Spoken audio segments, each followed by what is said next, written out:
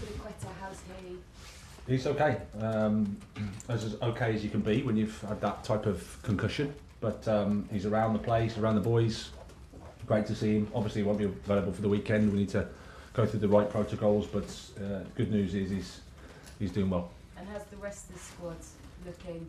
Any other to report? And those that have managed workloads that weren't injured, might they be back and okay? Yeah, they will. Yeah, so we've had a good week's training. Everybody's available pretty much, apart from N'Golo and Christian Pulisic,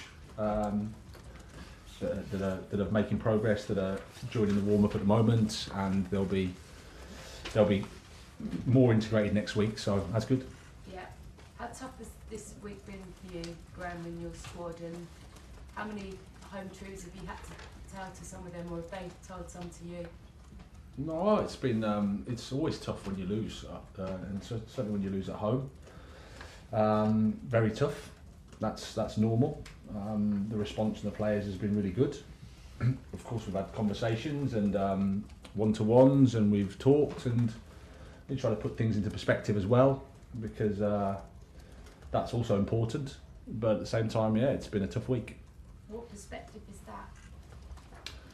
Well, you have to take two positions, which is it's not good to lose at home, and results haven't been good enough for us, and it's important to acknowledge that.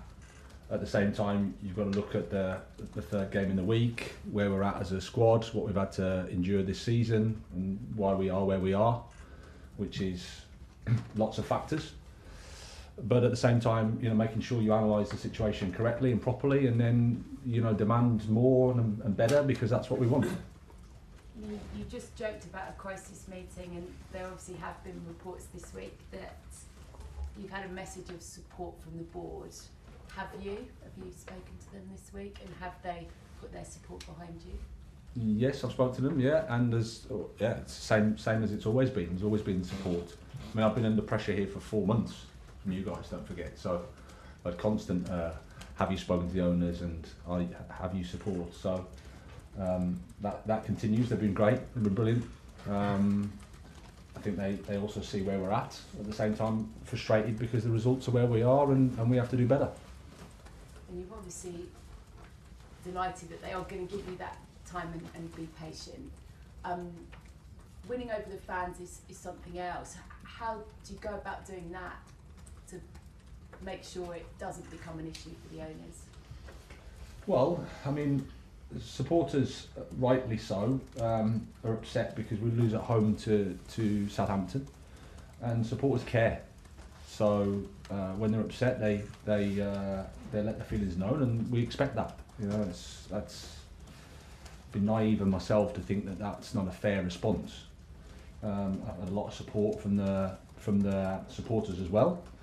And whilst everyone would agree that we're not happy with the current situation and the current position, there's a lot of people also that recognise where we're at and what's happened and what the challenges have been for us. So in the meantime, I know that I can't do anything now. There's nothing I can say that's going to make the supporters, if they are against us, with us.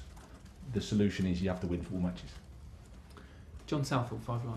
Okay, just a lot of the fans, how big an issue could that become? Because obviously you need time to build a side, but it's human nature, they want wins straight away.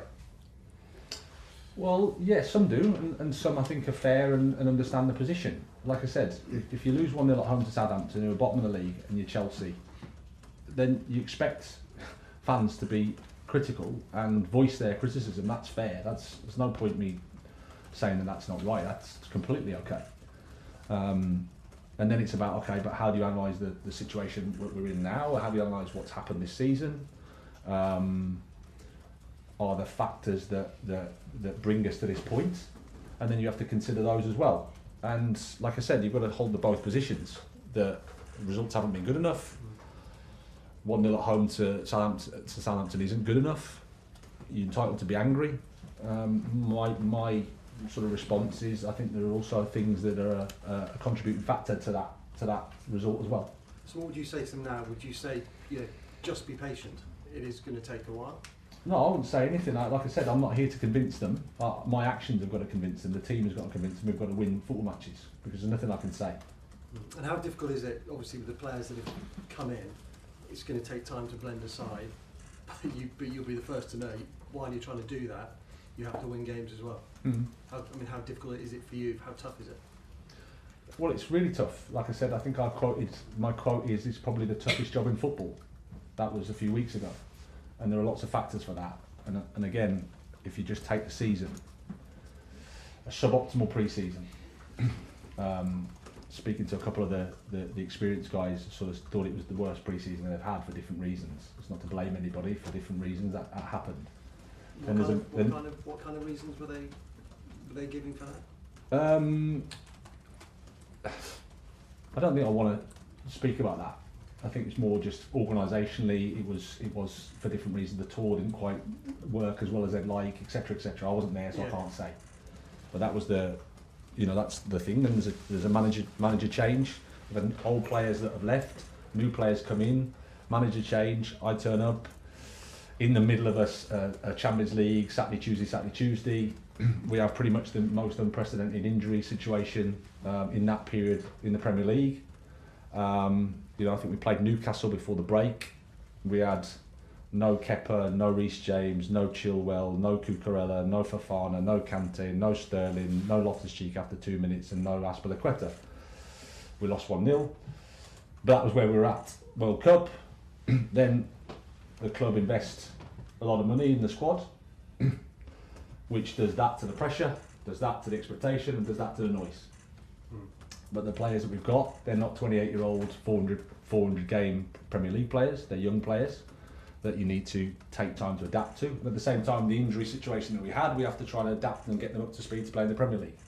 That's the position that we've been in. We thought we were making progress, and then we had a first half against Southampton, the third game in a week, returning from a Champions League game that was below par, and then the sky can fall in. That's essentially how I could also say these are some of the facts, inconvenient facts, if you just say, no, he's no use. But that's the situation. Just one more just on Aubameyang. What does the future look like for him, would you say, at the club? And does he have a future at the club? Yeah, he does. He's competing for a place in the squad. He's had a really good training week, great response from the situation that we've been in, and he's available for selection. Alex Eldro, PLP. Hi, Graham. Hi. Just looking ahead to Sunday, big London derby. What do you want to see from your players? What kind of reaction? A positive one. We need a strong performance. We need 3 points. We go there, it's a fantastic game. London derby, like you say. I'll miss seeing Antonio. Obviously, I wish him a speedy recovery. But it's a game that we're really looking forward to. The training, like I said, training week has been really good. The response from the players has been really good, so we're looking forward to the game. Is it true you gave your players a couple of extra days off as well this week, and what was the reasoning behind that? No, they were scheduled, and after the week we had with the Champions League, it just fitted that they were there. Sometimes you need a couple of days to clear the head and to make sure that the feedback and the planning is correct. So it was already scheduled. You said earlier you've been under pressure for 4 months now. How do you cope with that pressure, and are you able to block out the noise from outside? Well, you're asking me the question, but I don't think anybody's really bothered, is the truth, because I'm the manager of Chelsea, and I've been asked for 4 months, so, and the pressure's, it's a two-way thing, isn't it? I've been under pressure for 4 months, so 4 months ago, was I under pressure? I don't know. But as obviously now, when the results are that they are, you accept it, absolutely. Why it's fascinating to see the process play itself out, and like I said, I've sat here for 4 months and answered questions about pressure, time, how much have you spoken with the owners, the same question every week. And I think that's just part of life in Chelsea. And then you have to accept the fact that when the results aren't like they are, then you accept criticism, and that should come, and that's fair. I think the mood in here has always been relatively positive and respectful. So, but it's not to say that it's easy at all. because your family life suffers, your mental health suffers, your personality, it's hard, but you're not really bothered, huh? Really, that's just how it is. Martin Tyler, Sky Sports. Hi Graham, just Hi. one about football, Sure. which is what have you been able to do this week on the training ground, and does this involve a change in your setting up the team to improve the goal scoring, which has obviously been a disappointing part of the time you've been here? Yeah. Well, we've looked at a few things. Obviously, I don't want to articulate it too much because it will give our opponents something maybe to think about. But clearly, like I said before the Southampton game, I thought we've made some progress in terms of how we were playing. Dortmund, for example, the second half there in particular was probably as well as we played. But the first half against Southampton was not good. But then we've made sort of 6 or 7 changes in the team that can change the fluidity, change the cohesion of the team. It makes it not so easy for the players, which obviously I take responsibility for. I thought the second half we should score, and sometimes there's a bit of luck. But from a training perspective, we've tried to work on being positive, acting well, behaving well, behaving as a team that understands the responsibility, understands the position we're in, and acts in a way that we should. Are there too many players afraid to mess at the moment? Is that a pressure being a Chelsea footballer, not just a striker? Anybody, Fulham I'm going to tonight, they've got 12 different goal scorers in the Premier League. Arsenal got 13. People to be stand up and be counted in that respect. Are you looking for that? Well, it doesn't matter who scores. The more goal scorers you have in the team, the better it is. As I've said before, I think my job, and we haven't done it as well as we'd like, is for the team to attack well, that chances are created from all over the pitch, and then you can score goals. As it is, we've made steps in terms of how we played. It's still not perfect by any stretch. But whilst you don't score and the XG is this and the reality is this, there's always a debate to be had. But I think my focus has always been how does the team perform better, how does the team attack better, and then I think with the quality of players we have, I think we'll score. Okay, last question in broadcast, Simon Johnson. Hey Graham, Hi. just following on from Martin actually, during your chats with the players this week and the team, has that been something you've been talking about as a team, sort of how you can score more, and are you particularly frustrated that defensively only Newcastle have scored conceded fewer, so you get goal scoring right and suddenly it kind of looks better for you? Yeah, and I think again, if you watch the Dortmund game second half, if you play that game 10 times, I think you score 7 or 8 out of 10, maybe 9 out of 10. Just we didn't. João Felix hit the bar and has a good chance in the first half as well. So that's positive. So, and again, sometimes you can go through little periods where it just doesn't go. There's lots of things just go against you, and you think, what's going on here? It seems to have been that way a little bit. But like I said, if we perform to the level we did against Dortmund, and if we perform to the level that we did at the start of the West Ham game, and we keep moving forward, I think we'll score goals because we've got the players that can do it. The quality's there. It's about when you integrate young players and new players into a team, it's not so easy just for everything to click. The most difficult part of the game is the attacking part of the game. So it's no surprise that maybe, you have to work a bit with that. And again, with the situation that we've been in, players coming back from injury, it's to get that fluidity, to get that certainty in your attacking play, it's a process. Did you talk about it at all though this week, like, as a group?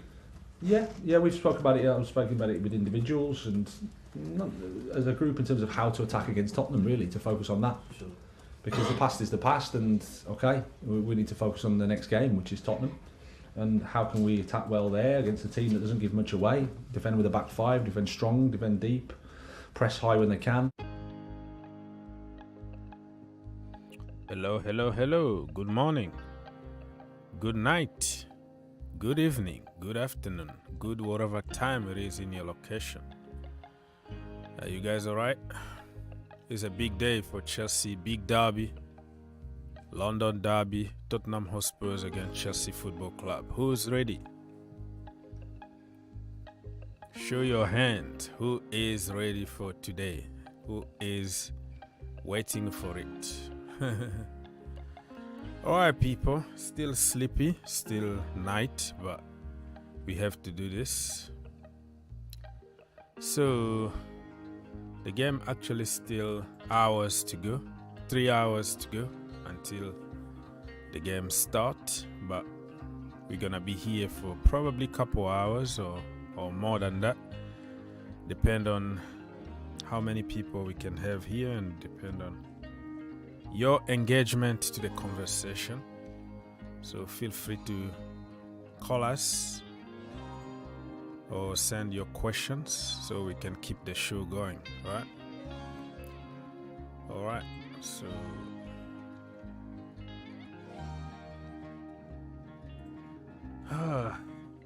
tired. Coffee. No coffee now. No coffee at night.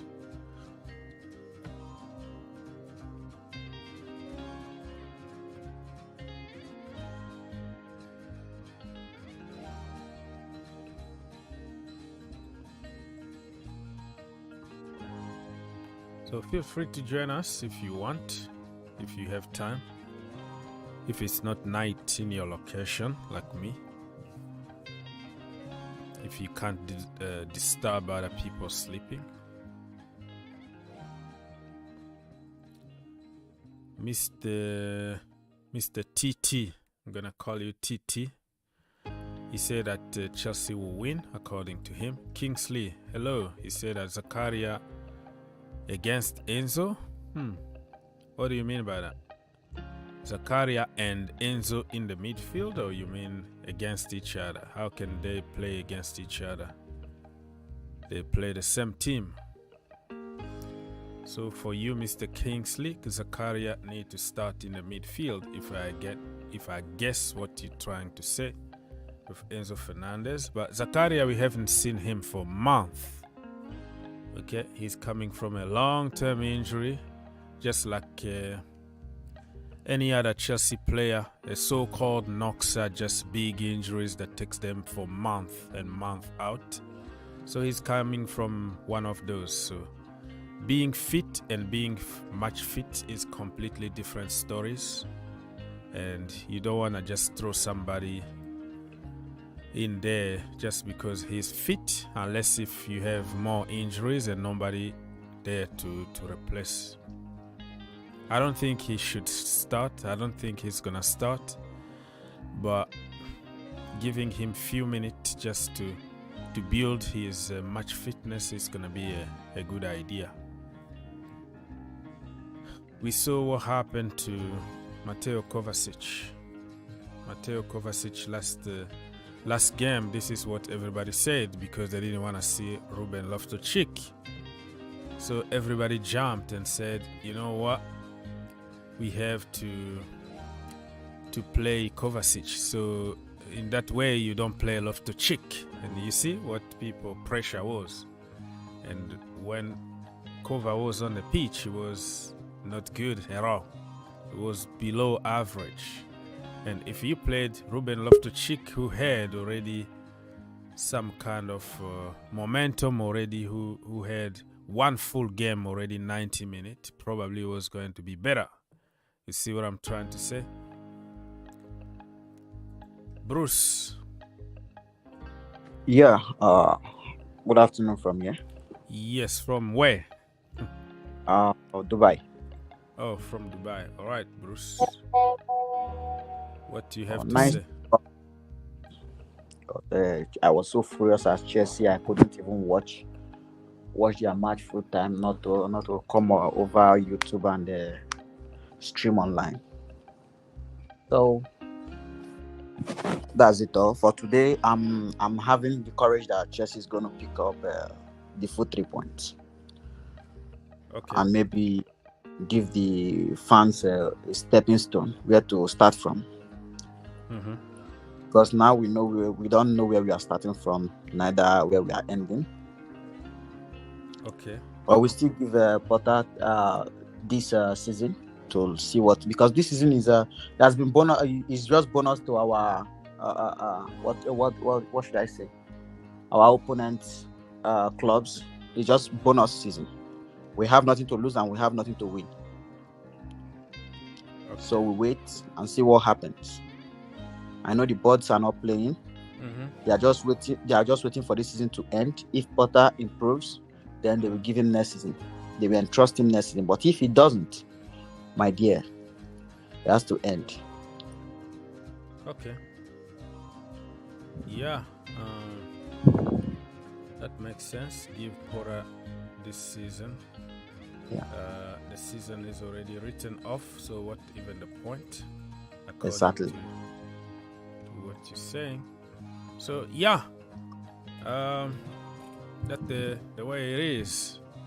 So who did you give me your score, or I was so distracted fixing something on the screen? 2-3. Chelsea winning 2-3. 2-3 to Chelsea Football Club. Who is going to score? Joao Felix, Enzo, and Mason Mount. No, sorry, Kai Havertz, Mason Mount, and Joao Felix. Okay. Yeah. All right, and who's gonna pull Cucurella's hair? I don't think so today. You don't think? If Cucurella is not starting that much, yeah, he's not starting that much. Cucurella need rest. Give me a second. Talking about the lineup today, right? Because you said Cucurella is not starting that game. Can you give me your best 11 that you will use for today's game? Sure. In the back four. Okay, so everybody, if you are watching me on YouTube, not on StreamYard, because Bruce won't be able to see it, unless if you have another window or another computer that you are watching from YouTube. I'm taking just your voice from StreamYard, so you can't see what I'm doing right now, like on the screen. But it's on YouTube. It's on YouTube. Yeah, let's go. Goalkeeper. Who is gonna be your goalkeeper today? Kepa also the goalkeeper. Kepa Abragadabra is your goalkeeper, all right? Yes. Then the back four. Reece James, Chilwell. Reece James, Chilwell, Thiago Silva, and Badiashile. Thiago Silva and Badiashile. All right. Yeah. Back four. All right. Then the midfield. Enzo Fernandez, yes. And let me say, who should I even bring in? Okay, Enzo Fernandez and Zakaria. Okay, no, just wait for Zakaria because he's just coming in. So I'll go with Mateo Kovacic. Kova. I don't even know if I have Kova in the system here since he was injured. I think I took him off. Let me find if I can have Kova somewhere. Why Kova? Kova can control the ball. He can run. He can move with the ball, create some space. Even if he's not creating the main assist, but creating some space that can lead to assist. So I would prefer Kova there. He has control over the ball. Okay, so you have Kova and Enzo Fernandez. All right, let's go for the other one. Then I have Madueke. Sorry, not Madueke. I have Sterling. Oh my goodness. I even don't know if I have those people in the system because how long they've been out. I don't even remember if we have them in the team anymore. Last game, Sterling came in and did well. Yeah, he was unlucky because to score, coming from the bench and having a cameo for 10 minutes doesn't mean you can have the entire I understand, game. But that's my own prediction, my own line. So you go with Sterling from the right hand side and what? Yes, and Modric other side. Modric here. Okay, then I go with Joao Felix. And Kai Havertz. Kai Havertz instead of that Fofana. Yes. Kai Havertz has learned how to play Tottenham. He's good at playing Tottenham. That is why I'm using Kai Havertz today. Then why I said Mount will score, because Mount will come from the bench. Okay. Yeah. Good. So let me repeat. You said Kepa Arrizabalaga and back four of Chile, Badia, Thiago, and Reece James. In the midfield, you go with Kovacic, double pivot with Enzo Fernandez. And then in front, in general, let's put the Joao Felix, Mikhailo Modric. You have Kai Havertz and Raheem Sterling. All right? Yeah. All right. So, and you say we're going to win 3-2, right? Yes. 3-2 for Chelsea Football Club. Mr. Musa, are you there? Yeah, Ox, how you doing, man? Good, good. How about yourself? Been a while. I'm doing good. Just sick, that's all. Sick of what is going on. It's still night in your location, because the other day I put you I was snoring. And you were snoring. Because you kept me on hold for like 2 hours, so I said, look, let me just go to bed. I don't keep people 2 hours. That was too much. I know you were waiting, but I didn't want to be rude and cut everybody else and take them out when we were in the middle of the conversation. But all right, so what's good today? Yeah, not much, man. What I want to say as a football fan, we are Chelsea fan. We need to support this player. These guys are human beings like ourselves. Some of the fans they call many of these guys names like, oh, this is not a group. It's not a Chelsea stand-up player. It's not a player of Chelsea stand-up nation, man, this, that. I don't understand. You know, it's like you married a woman and you are leaking the woman's secret out there. That's how we the Chelsea fans are doing these days. These guys, these kids are playing on that team. They come from the academy. And you see, Gallagher showed his strength on Crystal Palace. He's going to score a lot of goals, but they are not being given the opportunity on Chelsea. So we need to know if we're selling Gallagher, we're selling Miles, we're selling this. How many players are we going to keep? Yeah, they want just. And where are the players we go? People prefer to spend. Give me a second. People would prefer to spend money on deadwood than using English players in the academy. That is the rules in the community, you know. I feel really bad about our support. I mean, the fans base sometimes like these guys are going to YouTube. Some of them will just go out there and start like sabotaging their own players. You know, this is not it's not Chelsea player. It's not a stand-up Chelsea player. It's not a thing. Pep Guardiola got pay for him from nowhere to world-class players. These boys, they know each other. Miles knows Philly. And look, this Ten Hag, he brought this Argentine boy. He's a world-class player now. We need to give our young guys the respect.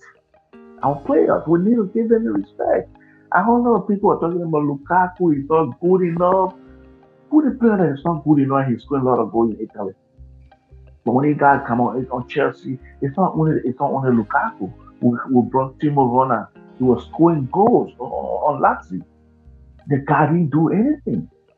I think we need to look at Chelsea, our team itself or ourselves, to say we are the problem. It's not these players. Rather than criticizing these guys, we need to look at Chelsea. For the time Didier Drogba and let's say Diego Costa, we haven't got any striker that scored goals. You know, that scored goals that we think, okay, this is our point striker. The great Fernando Torres, we took him from Liverpool. He was nowhere. He scored field goal, but he was not doing best. That's how he was. So it's Chelsea could be the problem. It's not these guys. Well, the problem we have now in the computer and internet and online social media generation is is about getting reaction, and most of the time to get reaction you have to be negative and you have to insult and be evil. So this is what our world today is asking to be. If you are a certain way, you're not gonna get any kind of attention and you're not gonna be successful. So evil is ruling the world. Let me read some comment from YouTube so everybody can feel involved here. CS, what time they are playing? You can see on the screen. I don't know what time it's gonna be on your location, but the good thing is it tells you how many hours exactly. Are you in the bathroom or something, brother? Because we can see your walls and we can hear like something making noise in the bathroom or something. I don't know. Who, me? Yeah, some kind of noise, but I don't know. We can just see we can see your ceilings, which is good. Yeah, I'm in the office. Yeah, I'm in the office. That's the ceiling office. Yeah, so we can see the ceilings, so it's okay, no problem. What time? It's gonna be in about 3 hours, and for the Carabao Cup final, it's gonna be in about 5 or 6 hours. I don't know. You can check on the screen. Arsenal for live. Who playing who in the final? Huh? Who playing in the final? The Carabao Cup. Manchester United against Newcastle United at Wembley today. Oh, I see why the Newcastle game was cancelled. No, it's still there. All right, let's see. I mean, the Newcastle Premier League game. Did they play? Yeah, it was cancelled because they have a final, so they have to reschedule. They have to reschedule or whatever. So let me read. Great games today, can't wait. Mr. Fred Peter said that I'm following. Keep up with the good job. Vasco Tembo, I'm not gonna even read your comment here. Can you like have a day off? Have a day off and just kind of relax instead of spreading poison all the time. It's not gonna change. It's just not like if I say out, keep insulting. What that is gonna do? It's not gonna help anybody.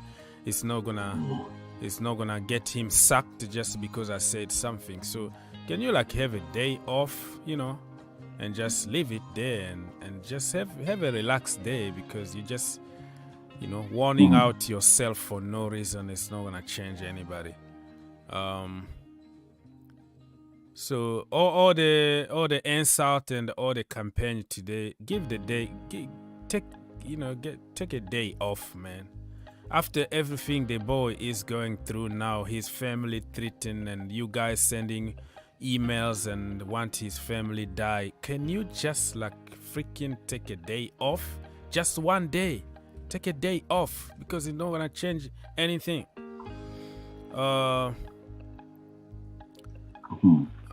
Arsenal for Life said that Chelsea will lose again.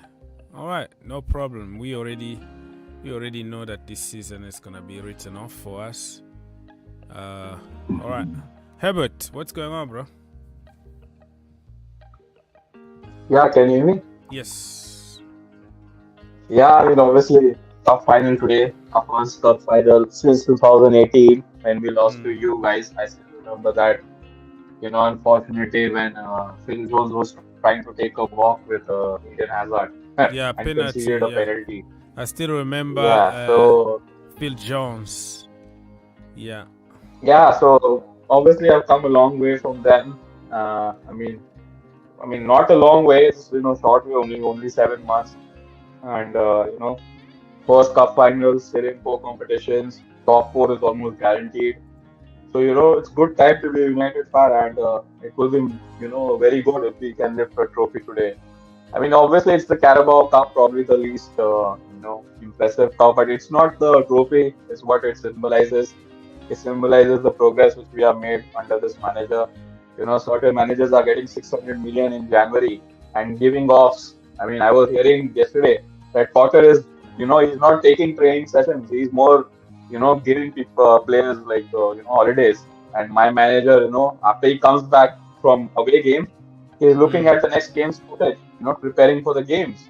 Because we are in 4 cup competitions, 4 competitions. So we don't have time to give players off. We have to, we are playing 3 games a week. 3 games a week till March.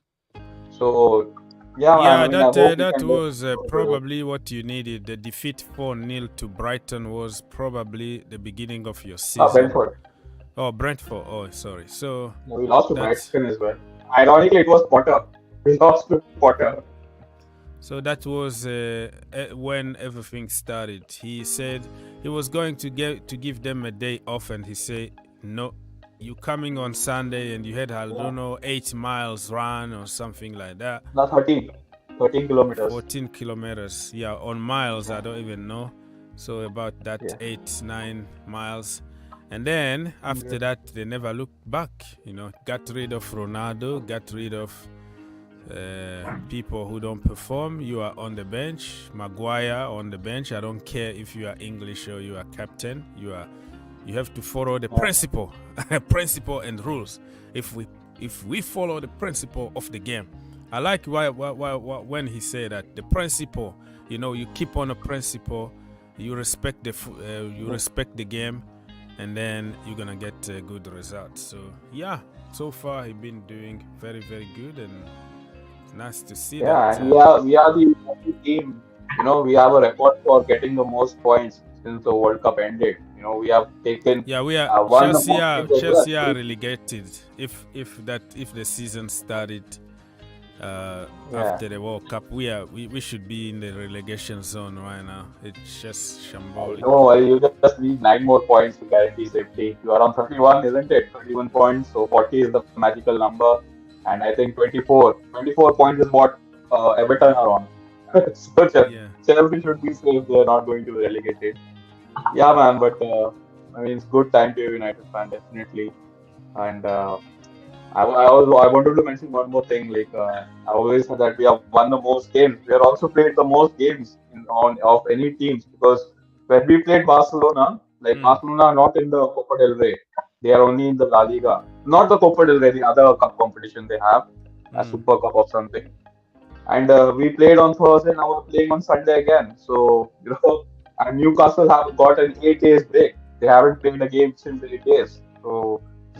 Yeah, man, I'm hoping that Rashford plays. He came off injured, not injured, but precautionary against Barca. So I'm expecting him to play. And I mean, Newcastle, they have lost to Liverpool. I don't know if you watched that game. They look very shaky in that game. So I'm expecting. Yeah, Nick Pope also not gonna be there, and you have to face somebody called Terrace, and we know how he does in finals. So you have advantage on paper, but it's a cup game. Anything can happen.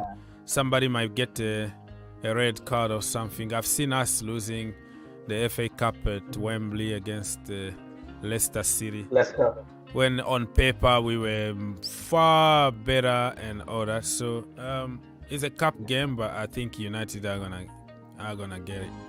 You lost to Liverpool as well, didn't you? On penalties.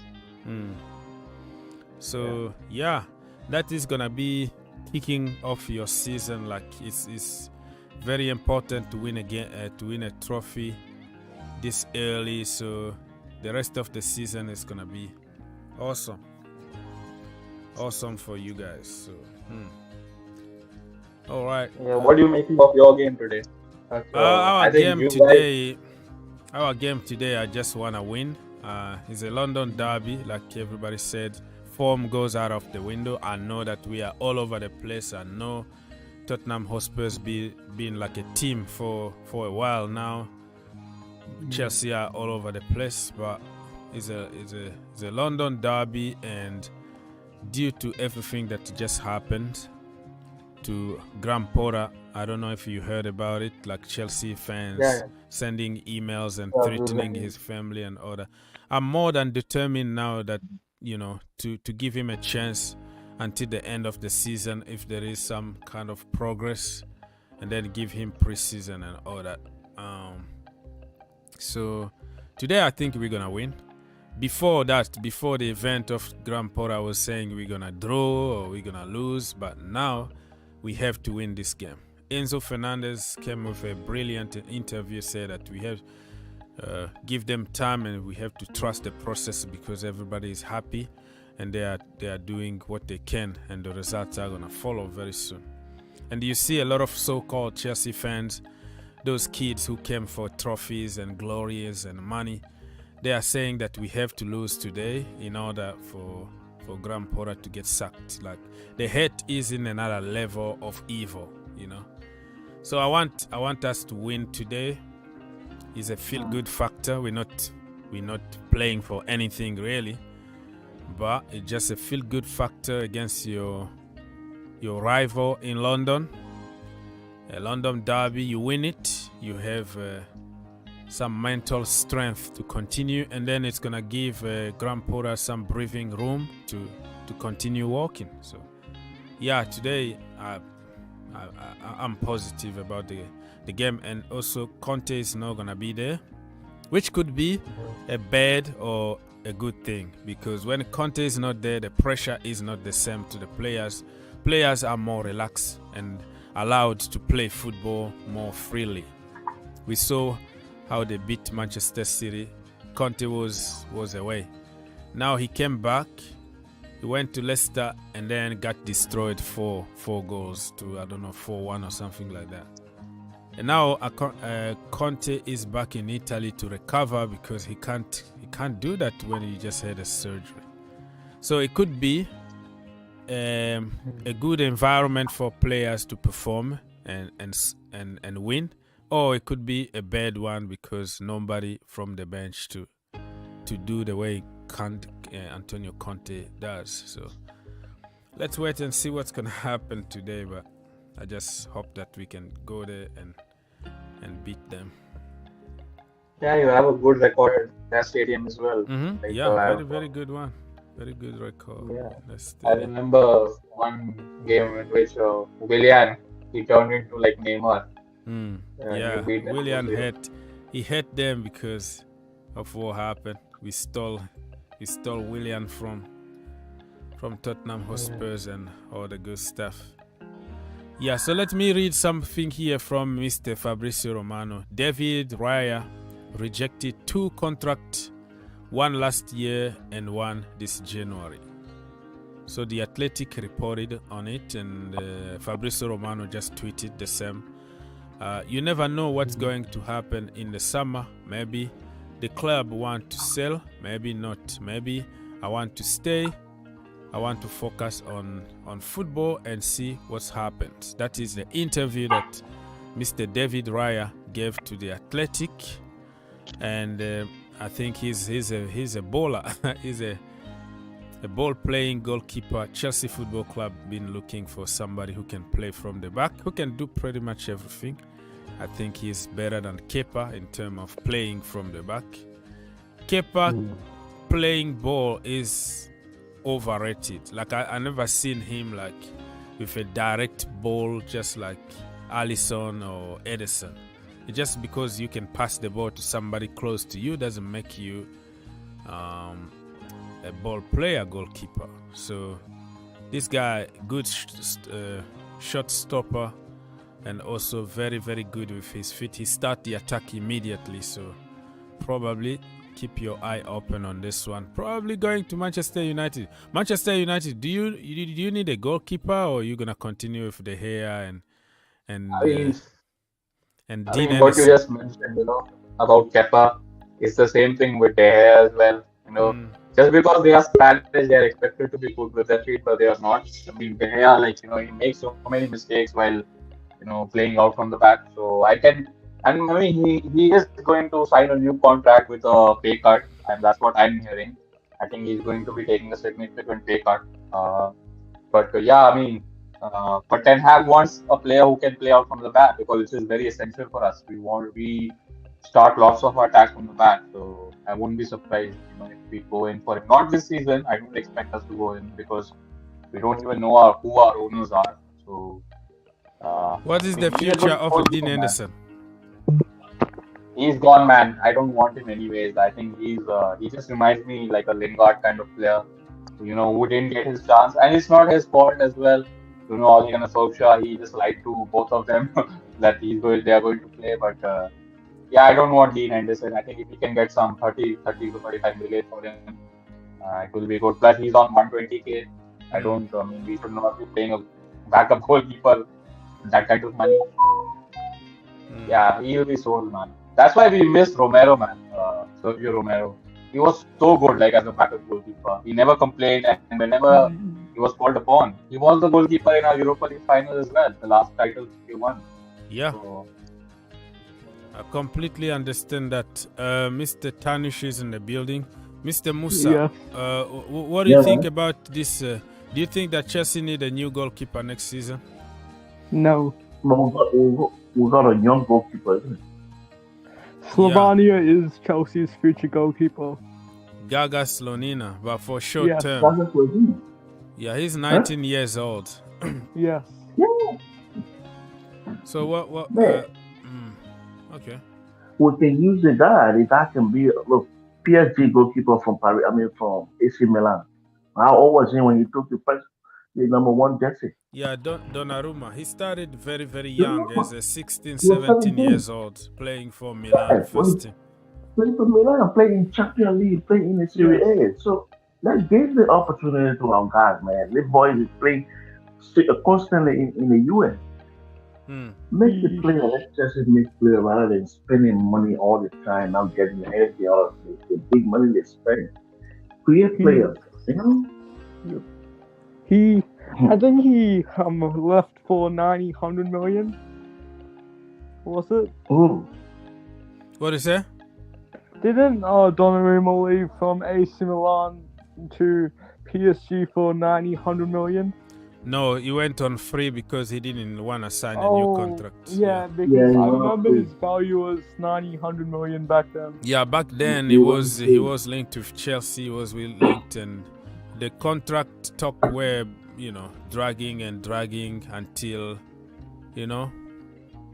until he left on free. He left on free, Yep. So. Today's starting lineup. Today's starting lineup. Kante has to play. Say it again. Kante has to play. Has to play today? Yes.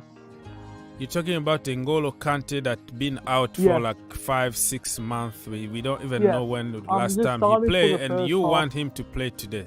How? Explain to her. What is your logic behind that? Because I wanted to get some match minutes and then sub him off like Reece James at halftime. Because Kante needs to start playing shortly like Reece James, but we can't give him a full game, or we can't give him like 70 minutes. We have to sub him off at halftime. And because we need to get some game time in the Kante. Because he hasn't played for 4 or 5 months. Is Zakaria available? Zakaria is there. Ruben is there. We have options in that midfield. So why rush somebody like N'Golo Kante? Not rush. I just wanted to get some game time first, so it's clear with him, because he hasn't had any professional soccer for 4 or 5 months. And you want to put him in a high pressure, high intensity game, London derby like this? That high pressure anymore, if I'm being serious. Chelsea definitely do need a win though. It's against Spurs. That's a good point. We need a win. We definitely need a win. But what if Conte goes there again and pick another serious injury? Yeah, they're bringing in probably maybe the end of the game, like 10 minutes.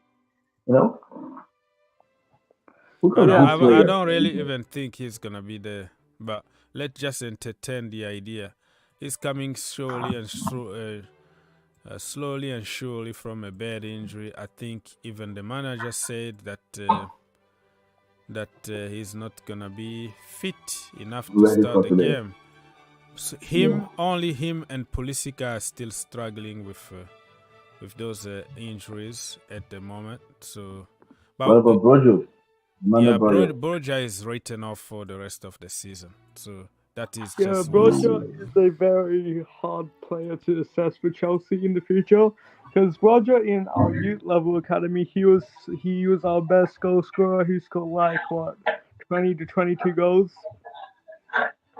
Yes, And I remember when we played the Broadjam team with Andrew in the first team for some action last season, or was it the season before that? Yeah, I think Broja is gonna be very difficult to come back to his normal level. At some point, Chelsea will have to sell him because when you're coming back from an ACL injury, it's always difficult to recover fully. Hopefully, he can recover, but the future for Broja is not really, I don't know, it's unknown. I can't really say much about people's futures, but that injury is, for me, kind of killed him. Yeah. All right, he's so more. Yeah.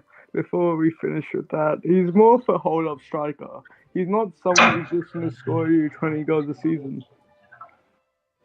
He like for any club, he's just the hold-up striker who holds the ball up while the players are there. He's a good player, of course. Of course, he's a good player, but with that injury. Yeah, without injury, he was going to be somebody. Chelsea Dan, are you there? Yeah, I'm here, buddy. How's you, pal? Oh, good. The other day I tried to put you through and then you were gone. Yeah, my headset played up, geezer. Oh, okay. Yeah, I had to fix my headset, but yeah. Big up to everyone. The Chelsea game, yeah. DJ, do you know DJ Sam? He introduced me to you. Yeah.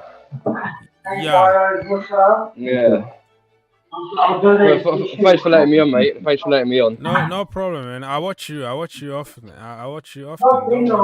Thank you. Oh, do you? You watch me, yeah? Yeah, I watch you. Let's come on my show. I know who you are. I know you who you are, man. Nice to see you. Yeah, I'm just not looking at your lineup, buddy. Looking up your lineup and that. Yes, sir. This is not actually my lineup. It was somebody. So we're gonna go with your lineup right now. Let's start by your lineup for the day. This was somebody else, and mine I will give it probably at the end. Who is gonna be in goal? Bettinelli or Kepa? It's a shame that Mendy's not back. I wanted to give Mendy a game, but because he's still injured. I think it'll be Kepa, mate. Kepa in goal. Kepa, okay. Kepa in goal. Your back four? Yeah. It'll be Reece James, Thiago Silva, Badiashile, and Ben Chilwell. And Ben Chilwell. Okay. Midfield? I'll be playing a 4-3-3, mate. It'll be the midfield. Be Enzo Fernandez. Okay, Enzo. Mason Mount. Okay, let me find Mr. Money in the Bank. Okay, Mason Mount. Yeah. Then I don't know if Kante's back for the. I think he'll come on for the last time or Covey. So or Dennis Zakaria. I'm not sure if Dennis Zakaria is back, but if in case I'll put Kovacic in the midfield with. Okay, so Kovacic. So you say Kovacic, Mason Mount, and Enzo Fernandez, right? All right. Yes, mate. Yes. All right. Let's go for your front three. Raheem Sterling. Okay, Sterling. Just somebody also told me Sterling. All right. Yeah. Joe Felix. Then I'll go with Noni Madueke. Noni Madueke. That is a little bit strange. So who's gonna play from the middle? Felix? Havertz. Because you said 4-3-3, so that is more than 11 players on the pitch. Yeah. Joe Felix would be a striker up front. He'd be the full style. Okay, so you have so no Kai Havertz, right? No, Kai Havertz indeed. I like Kai Havertz. Don't get me wrong, Kai Havertz is like he's a quality player or he's a class player, but I think he needs to have a rest.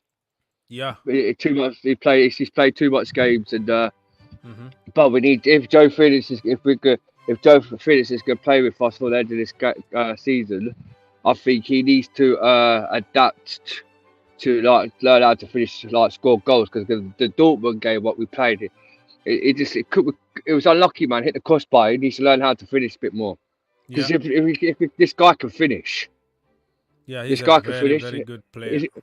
He is a very good player. From Atletico Madrid, mate.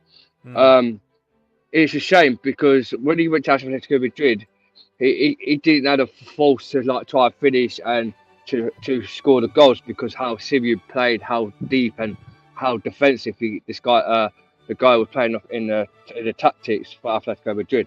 So because now he's at Chelsea, he's attacking. He's more in a free role, and he likes it. So. Yeah. So everybody, if you are in the house, go subscribe to my brother Chelsea Dan on YouTube. Awesome. Cheers, geezer. If you can, Mr. Dan, if you can also put your put in the chat the link so we can pin it so everybody can go there and check out on your stuff. Great stuff, people. Go subscribe to my brother Dan. How you been anyway, Fax? How you been? I haven't spoken to you. Yeah, how you been? I've been okay. Well, family good, but you know, when Chelsea is sick, we all sick, right? Yes, we are, mate. We suffer. We suffer because of do suffer. But I'm not gonna cross the line about going and threatening the manager and you know, saying those horrible stuff. You know, it's not fair. Are you Potter in or are you Potter out? Right now, I am. I have to be honest. He need to convince me. Yeah. But I'm Potter out. I'm Potter out. I am not in or out at the moment. I'm just neutral and try to also give him the benefit of the doubt, given injuries, given circumstances, new players and all that. But tactically and some of the stuff, the press conferences and stuff like that, I'm not happy, but I'm not to the level yet of get him out now or, you know, calling out on his family and stuff. I'm still just giving him the benefits of the doubt. That is my position. Just respect him as a human being. That's I've heard about people in the Chelsea fan base who have threatened him and his family, and I think it's disgusting. It's disgrace. It's very disgusting. It's foul. It's totally foul, mate. Tannish, mate, and Facts. I don't see why people have to do it. Yes, fair enough. He's not doing well at the Chelsea Football Club, but I feel sorry for the guy because this guy he's not a elite manager, and we was talking about it on a show the other day. Basically, even though I'm Potter out, but because of the results, he's got the same stats from last season with Brighton Football Club, with the same stats what we've got now, and with 0 goals. But the thing is, I wouldn't turn away the behaviour of threatening his family because the way what's going on. But it's foul. There's no need for it, and I feel for him. But you can dislike somebody and stay, you know, polite. Stay like, okay, this is football. You don't cross that line of, you know, hate and evil to somebody's family. You know? Didn't our fan base do this to Rudiger a few seasons ago? Yes, it certainly did, mate. 2000, I think it was 2020 when it happened, and I think it's just disgusting, man. It's disgrace, and I don't tolerate that behaviour. It's just the stuff about Graham Potter and his family. Like, his family literally is trying to enjoy their life, and Graham Potter and fans just attack him and send him emails just because he's not providing a few results against in his soccer in the sport. Okay, like a sport means something, but you can't just give emails and personal messages to Graham Potter just because he's not doing good at a football club. Yeah, that's true, mate. It's true. All right, so Mr. Dan, what do you think about your lineup here? Let me repeat what you said. Kepa Yes. Abragadabra in goal, Ben Chilwell, Badiashile, Thiago Silva, Reece James, Mason Mount, Enzo Fernandez, Kova, did you say Madue? Yeah, you said Madueke, Sterling, and Joao Felix. What is your score prediction from your lineup here? I tell you what, mate. For Chelsea, Tottenham, we've beaten them so many times at their ground, and we've never lost to them. But because we've been struggling with goals, I just don't see. I think it could be a draw, but I just hope we could win. I'm gonna be faithful with this. I think we're gonna win 2-1. 2-1 Chelsea Football Club. You heard here Yes. first, people. My prediction for today's game is 0-0. I think this is going to be a dead game. Like I'm saying, I think this is going to be very, very contested, and no team will get more than 10 shots in this game. So what is your score prediction, Mr. 0-0. 0-0 at the end. Are you sure? Okay. Yes. Probably today is the day we're gonna start scoring goals. A lot of them. I pray. Yes. If he puts Aubameyang on, I hope we should give Aubameyang a chance. Facts. I know people have been saying about Aubameyang. People want Aubameyang gone, but now we've got ballers who like the Enzo who could cross the balls in, and we've got the likes of Joe Felix. I think it'd be good for him to come on, and he'll score goals for us. Cause I think he could get about at least 15 goals to the end of the season for us. And if he doesn't, then let him go in the summer. But I think he could do. I think he'd score goals. He's 33. He scored loads of goals for Barcelona. So why can't he can't do that in the Premier League? I don't know, but we have to wait and see, innit? But with Potter's situation, facts just quickly. I did give him time, but I just can't see him changing it around. And also, we did talk about it. Potter's his own. He's like basically his own man. He's never had like the Michael Arteta with elite manager like Pep Guardiola to help him out, or the likes of Jose Mourinho when he had. We've talked about this other manager who used to sit with, and the other elite manager, Jose Mourinho, had to be an elite manager. So this guy, we have to give him a doubt. He's done it. He's done it all on his own, and he's never had no help with an elite manager. So he's trying to be elite himself. But I just don't think anything changes with this manager. I just can't see him going ahead in a new summer. It'll change with him because he can't handle 33 players. If we had elite manager would know the situation with 33 players and the situation what to do. But with Potter, he's clueless what to do with the team. He's changed so many teams around. It's ridiculous. It's just like pick one team. Who you can have on the pitch and the style of play. He's out of squad depth. There's no style of play. It's just there's no tactics between. When you see the Southampton game, Mr. Fax, yeah.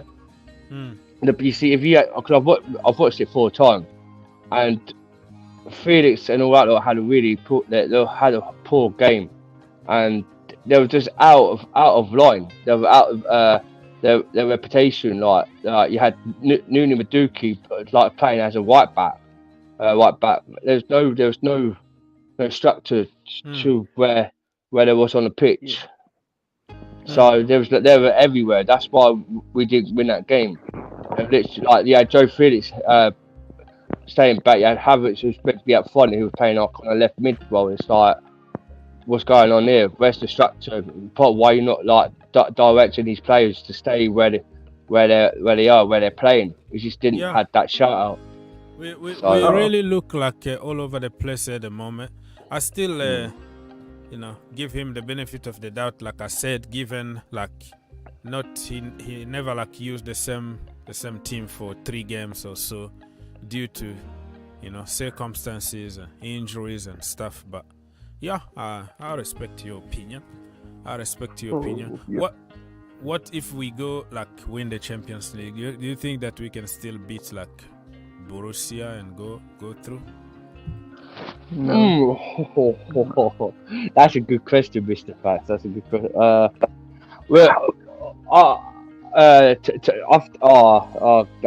That is a good question, brother.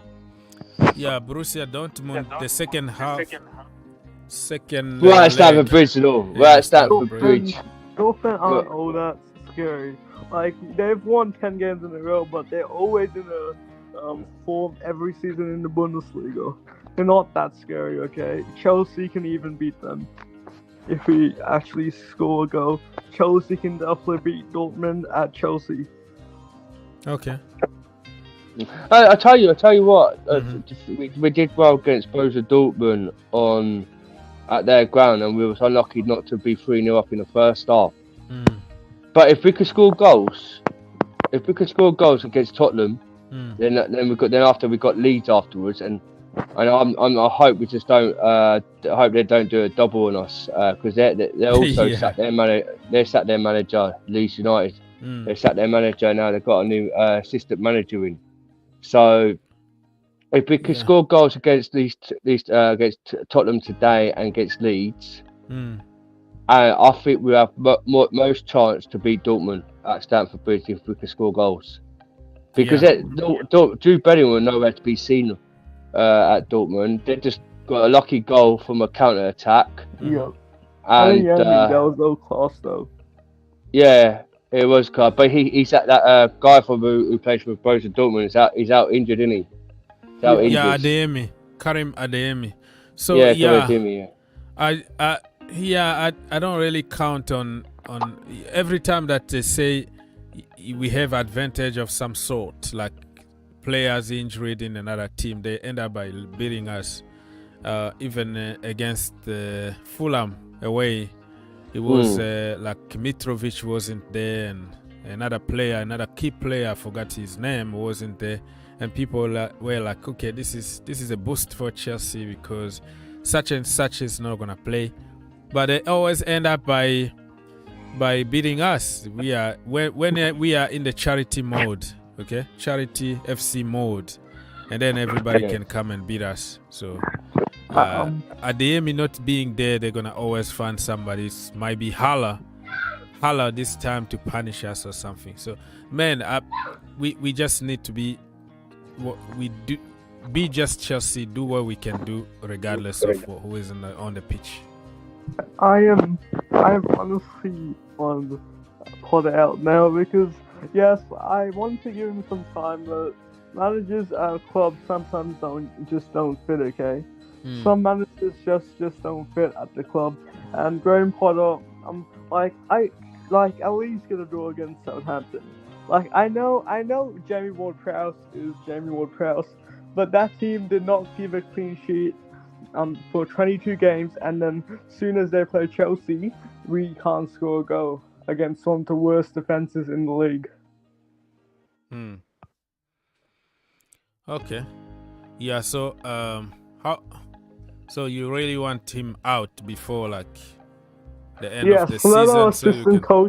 Let our assistant coach replace Potter, and then find a real replacement in the summer. All right, so we have live here Chelsea Dan. Go subscribe to his channel. I'll put the link in the description down below so you can. Good lad, very good debate. Fair play people. So thank you for being here and helping the channel, my brother. And who is in your mind, Chelsea Dan? Like if we get rid of Potter now, who's gonna replace him? People saying they're getting for Flick and E Flicking, but I'm not delusional. I'm just gonna say people don't be delusional about thinking we're getting him because there's people saying, oh, he's been at the game 3 times at Chelsea and had the word with Todd Bowley. No, he's not, because he's come to be a manager for Chelsea. He's come to look at the Germany players. I've told plenty of people this so many times. He went to the Chelsea game to look at Kai Havertz, and then he went to the West Ham game to look at a few players like from West Ham game. He went to Fulham game to look at Leno. He played for players like Leno, who's a German goalkeeper, and also went to the Dortmund game to look at the other, like for Marco Reus. People are saying, oh, he's going to the 4 Chelsea games to see what's going on. Is it like we're not getting him. He's in 3 weeks to 4 weeks time. They've got Germany's got a friendly international. So he's going and flying around. It's like Gareth Southgate, like go around and look at all the English players for the international, for their friendly. Yeah, and they go speak to the chairman, Todd Bowley. But this don't think that, oh, well, we're going to get Gareth Southgate if he's talking to Todd Bowley or not. It doesn't happen like that. It'd be nice to get Hansi Flick in, but it's not going to happen because he's got a contract with Germany and he's on big wages there. And if it would be nice. But my discussion for to be a manager, facts, it'll be Luis Enrique. Okay. Yeah. He's outstanding. Is he can speak French, English? Yes, he's got really good English. Good English. And then if not, I don't want Zinedine Zidane in. No chance. No Zidane. No Zidane. No way. Because he only was good at as a manager because he had a good quality team at Real Madrid. And Real Madrid basically won it themselves, not him. Or people say get Jose Mourinho back. No, I don't want him back. No way. No way. Let's try for. The special one. Let's try get someone like Ten Hag. But then there's one good manager I would like to get. It played for. It was in the World Cup as Morocco, who got him to the semi-final. I can't remember his name. He's a good manager. I think we should get him in. Or the guy from Benfica, who's the manager. He's outstanding. He's quality. Let's try and get him. Or Aguilera, he's played for Juventus. He's a good one. He's also a good manager. Who's a elite manager. I think he's done. I think he managed Bayern Munich at the time, and Juventus. Then he went to Barcelona, but then after he got sacked. Yeah, I think we should get him. Yep. Okay. To respond with that, with Hansi Flick, I've heard that Chelsea should go for Hansi Flick because, but I think we should honestly scout from Eredivisie, League One, and find an underrated manager. I know this didn't work with Potter, but we should really find ourselves an underrated manager instead of going for the big names like Jose Mourinho, Hansi Flick, Luis Enrique, and Okay. Well, somebody on YouTube is suggesting that we go for Pochettino. What do you think about that, Dan? No. I tell you what, I did say get Pochettino in for this summer after thinking he might do a good job for his top 4, but no. And then I realised what am I saying the other day. I was mad because I probably only said it because I was mad about what the result was going at Chelsea Football Club, and I was getting fed up. And I said, let's get Pochettino in, but no, don't get Pochettino. Then I realised. Now my head's clear. No, hell no. No. I have to go. I'll see you. Oh, you have time. to go? Thank you for the chat. No problem. Yeah, okay, Tanish, man. Tanish, go subscribe to Chelsea Dan on YouTube. I did. You did already? All right. Yeah. Cheers, my geezer, man. Cheers, my geezer, man. Australia. I don't know what time it is in Australia now. Probably he's going to bed. Yes, it's quarter past 1 at night. Oh, wow. I've got family living in Australia, buddy. Wow. Huh. I speak to him, I spoke to my cousin. It's like 2 o'clock in the morning for them. Oh wow. It's still still about 5 o'clock in the morning in Kentucky, but it is what it is. Where you from, Fax? I'm from Kentucky, USA. Oh, Kentucky, yeah, USA, yeah. I've got family living in Washington DC. Oh, okay. And California. Yeah, I see. Yeah. I have a big family. Mate. Good. Probably you should visit all one Chelsea. day so we can hang out and have some Kentucky Fried Chicken. Yeah. Yes. I love Kentucky Fried Chicken, mate. All that, or dirt chicken with rice and that. It's nice. My favourite food. Well, I've got a bit of Jamaican in me, so I like a bit of dirt chicken with like my mum. All right. So Mr. Drew Bell said, "Good morning, my brother. Enjoy watching you. Thank you so much. I appreciate it. And please smash the like buttons and subscribe to this channel, like and subscribe, and go subscribe also to Chelsea Dan on YouTube. Great lads. I always watch your shows. Probably you don't know. Oh, do you? Yeah, I watch. You chat? Do you sometimes send a chat in packs? Yeah, I have some other channels that I put. I will comment sometimes, and I like to be like low profile sometimes. Just watch the debate. Really enjoy what you guys been saying. But you should come on. Come on my show, man. We will do that. We will do that soon. I'm doing that. When is your next show? When is? I'm doing one soon at 12:45. The watch along. Oh, today? The Chelsea. Okay. Do the watch along at 12:45. Calling show. Oh, calling show. Great. So people. So I could get you subscribers in, so they could talk about basically what we're gonna do. What you do, Facts, yeah. Is bring one person after one person in, so they can have their speak. So if I don't want to bring like loads of people on a show, so all of them just talk over the game. So like they come in and then they'll have their say. Then after they'll leave, then I'll get the next person in. So so they can have that. Yeah. Great channel, man. Great channel. Anyways, still like 1 hour. What? Okay. We're gonna half past one kickoff in it. Yeah. Come on, Chelsea. So come on, Chelsea, and the lineup is coming in about a little more than an hour now. What's your lineup, Facts? What's your lineup, pal? My lineup. Let me go even to the screen here. For me, I will go with Lewis Hall. I don't know what. I'm just trying to change from your lineup. So instead of Chile, I don't know. I have that feeling that I have to go with the young man Hall.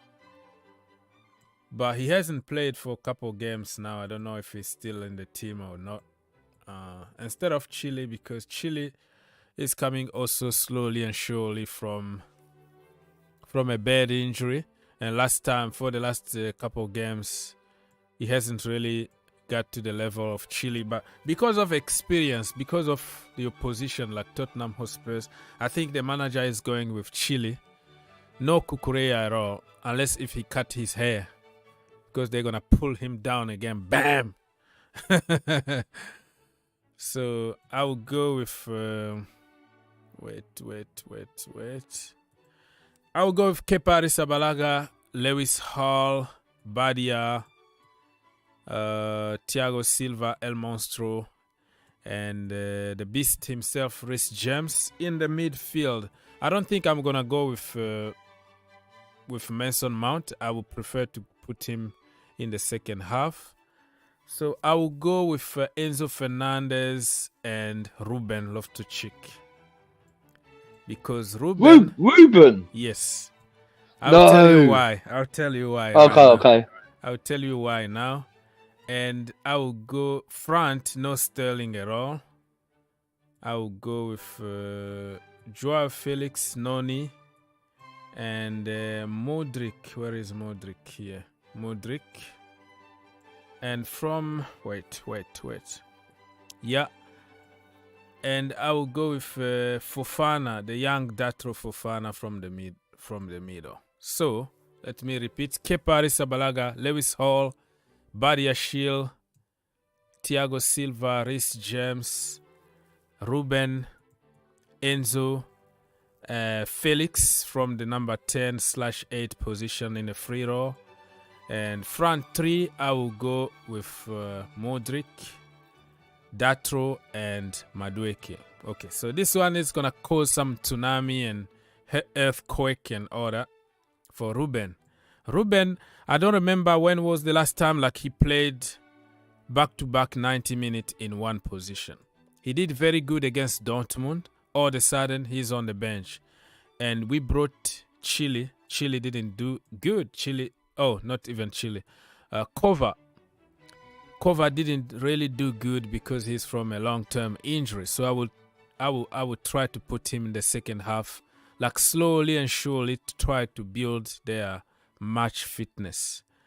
Ruben, I think that people don't rate him, but somehow I rate the guy. He's the most versatile player that we have. We call him Ruben Loftus Bumcheek. Bumcheek, okay. Bumcheek. All right, so he's somebody that's been moved from pretty much every position. Centre back, full back, winger, wing back, number 8, 6, 10, all over the place. Never like nailed it in one position. So that is my thinking about it. He's the most fit out of the rest, you know.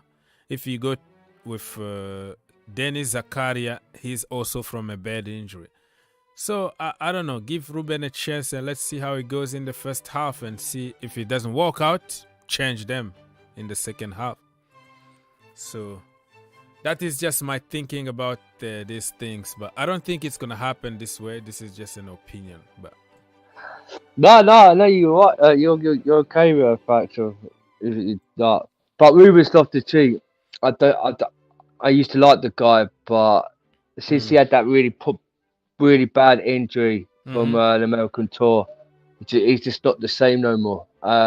Yes, he probably had one good game against Dortmund, but looking at the other games when we played Fulham and West Ham, he was no good.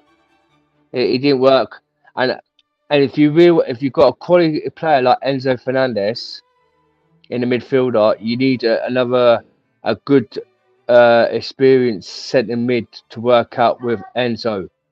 And Ruben Loftus-Cheek is not the one. We call him the Ruben Loftus-Cheek, Ruben Loftus bum cheeks. That's what we call him. Bum cheeks. So.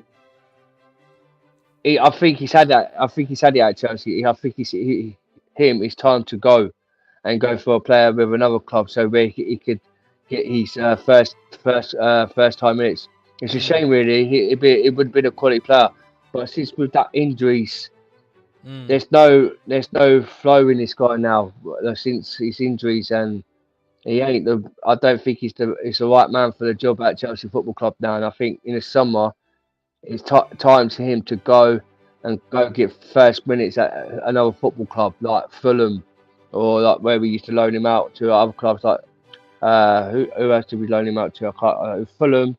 I think we Crystal Palace and stuff. Yeah, Crystal Palace. That's it. So like Palace will probably be interested in him. So if that's the case, just go. Let's take it really, and then that's it. I think the guy's had enough. But Kovacic, he has his injuries because the injuries, why he got the injuries, like with Kante, it's because of Jorginho. They used to help Jorginho in the midfield. That's why they used to moan about Jorginho. That's why we got rid of Jorginho now. Because before, where Jorginho and they used to trip back, they used to help do the job for him. And that's why we didn't get nowhere. So now we got rid of Jorginho. We'll see a different Kante, like where Enzo could do his own job. Kante will do his own job. They can focus on doing their jobs instead of babysitting somebody. Yeah, that's it. Babysitting, yeah, that's it. Yeah, Jorginho. Because that's what Arsenal fans going to be really, what's the word, peed off. Yeah, they're gonna find out what Jorginho's now they like say that they got a better deal in Jorginho than Enzo Fernandez. Like Jorginho the other day hit the crossbar and they kind of score. The goal wasn't given to Jorginho, but now Arsenal fans are going crazy. Like they got the better deal, and Chelsea got Enzo Fernandez too expensive and all that. I think that is just banter, but I think it's banter, mate. Because one goal don't make a difference to in 48 games. Yeah, that's true. That's true. What is your logic behind choosing Mason Mount in the midfield? Mason Mount, because Mason Mount can play. He's an 8 role. He can play a 10 role. He's better at midfield, and then he can play in the 10 role when it has a camp. But with Mason, he's also good in attacking, like centre mid. He's a playmaker. He's better playmaking on the midfield than being in like left wing. Because this is what happens. Like people like with slating Mason, they want Mason out. No, this guy's on the. Like I'm not. I'm gonna tell everyone. I'm not a Mason. I say to everyone all the time. I'm not a Mason fan. I'm not a Kai Havertz fan. I'm not all the fans. I'm a players fan. I support all the Chelsea players. fans. Yeah, I support all the players. Right, and I do support Ruben Loftus-Cheek, but the way I see it, his time's had it at Chelsea Football Club. He needs to go. It's because it's the injuries, and I feel sorry for the guy because he's been a world class for us. But with Mason. The thing is, like with Kai Havertz, he ain't a striker. People need to stop slating Kai Havertz because he's not a striker. If he was a striker and everything, the guy still scored us the Champions League winning goal against Man City. And people have to understand that they have to be faithful in that because we stopped Man City winning the Champions League. We stopped our youth squad, what we had, stopped like Mason and Havertz stopped Man City from winning the Champions League. That was important for Chelsea, and we went and won it. But with Mason, the thing is, the managers are putting Mason and Kai Havertz out in a wrong position. Yeah, I agree. That is a very good point because people don't apply context behind certain players. Mason Mount been played out of position for years now, and everybody expects him to be like, perform 100% whatever positions he's gonna play, whatever system it is. So yeah. If you see Frank Lampard, he played Mason Mount in a wide position, and look how good he was, right? Yeah. And the stats. But now he's played in the last 2 or 3 last 2 seasons in the wrong position. And he plays left wing, right wings. He plays a false 9. He's been playing the back of the 10 role. It's been different. The guy's like confused. What position do you want me to play in? Yeah. So we've got to understand that these people who's playing for us have been confused of which position that they'll be playing in. If we had like a elite manager who could stick with like Lampard did with Mason, we'll see the quality in Mason where he actually plays. Agree. It's like with Kai Havertz. It's like Kai Havertz at Bayer Leverkusen. We play him in Bayer Leverkusen, like where the role he was at Bayer Leverkusen, but behind the striker, we'd see a difference with Kai Havertz. The managers, the Potter just clueless. He just don't put the people up. Yes, and people say about Thomas Tuchel did the same. Yeah, yes, Thomas Tuchel did do the same, but he was elite manager. He knew what to do with the players. Yeah. So. Yeah, understandable. So yeah, Graham Potter gave an interview before games as per usual on Chelsea TV if you wanna watch it. Today is a derby game. Koulibaly, the last time he scored a goal already against Tottenham Hotspurs at Stamford Bridge. Just reading some of the comment on social media here. And let me see if I can go ahead and pin some. Look for Dan on social media. So just sit down. Are you looking for my Twitter facts? I'm looking to copy your YouTube link and your Twitter so I can link people to. Cheers, bro. Yeah, man, you have to come on my show, man, because I watch your show all the time when you're on. The last time I came on, my headset was broken, and I wanted to try and say hello. I tried to fix it. I just don't know what happened. But I now I've fixed it. I thought, oh damn, because DJ said, text me, "Are you coming back on?" I said, DJ, could you let Fax that my mic's not working for some reason. I don't know if he told you. Yeah, he but told me. I said next time I'll try to sort my mic out and I'll come on. And when I saw you on today, I always watch your show all the time, mate. I appreciate it. I also and watch your shows. I always like it. Sometimes, yeah, I always like it. You know what is funny is sometimes, like I sleep with, you know, I listen to your shows, you know, the debate, and I find myself I woke up in the morning and like it's still playing, you know, like I put in the show, like I fall asleep and then I find myself in the morning like oh man, I used to be an ex-semi-pro football player myself, mate. So I know how players work on the system, and like, and I tell everyone like my uncle used to be the Chelsea reserve coach. Wow. He was good mates with Frank Lampard's dad, Frankie. Oh, wow. That is like well with the family. Like that, he knows all my Frank Lampard's dad, Frankie. Knows all my family, good friends with my nan and everyone, and my family are charity to Chelsea Football Club. And I get free tickets. I was meant to go today, but I just couldn't be bothered to go. I didn't want to go. I just didn't want to waste my petrol because I live up north now, proper up north, and I'm originally from London. I'm a Londoner myself, you could tell. But oh, wow, man. But I live up north. Can we switch? You come to Kentucky, I go to London, so I can start going to games. yeah, Kush can, mate. Kush can. Let's switch. So yeah. people, I do go to America every year to go see my family. So next year I'll be flying out next year. So we have to meet up. Yeah, man. Like, come. You don't have to pay for hotel and whatever. We have a blue van here that I always go on tour with my blue van when Chelsea are like here. I have to go watch them. I have like a big logo of Chelsea and a blue van and a big flag. Definitely. People are like, "Are you crazy or something?" Yeah, this is Chelsea. You have to come out here. You can come stay out here, man, and I'll take you to a Chelsea game, mate. I'll take you to a Chelsea game. Friend. No problem at all. Thank you so much. But I've got to go. Yeah. Oh yeah, sure. I've got to get some. But in fact, I've got a couple of my mates who subscribe to you and all.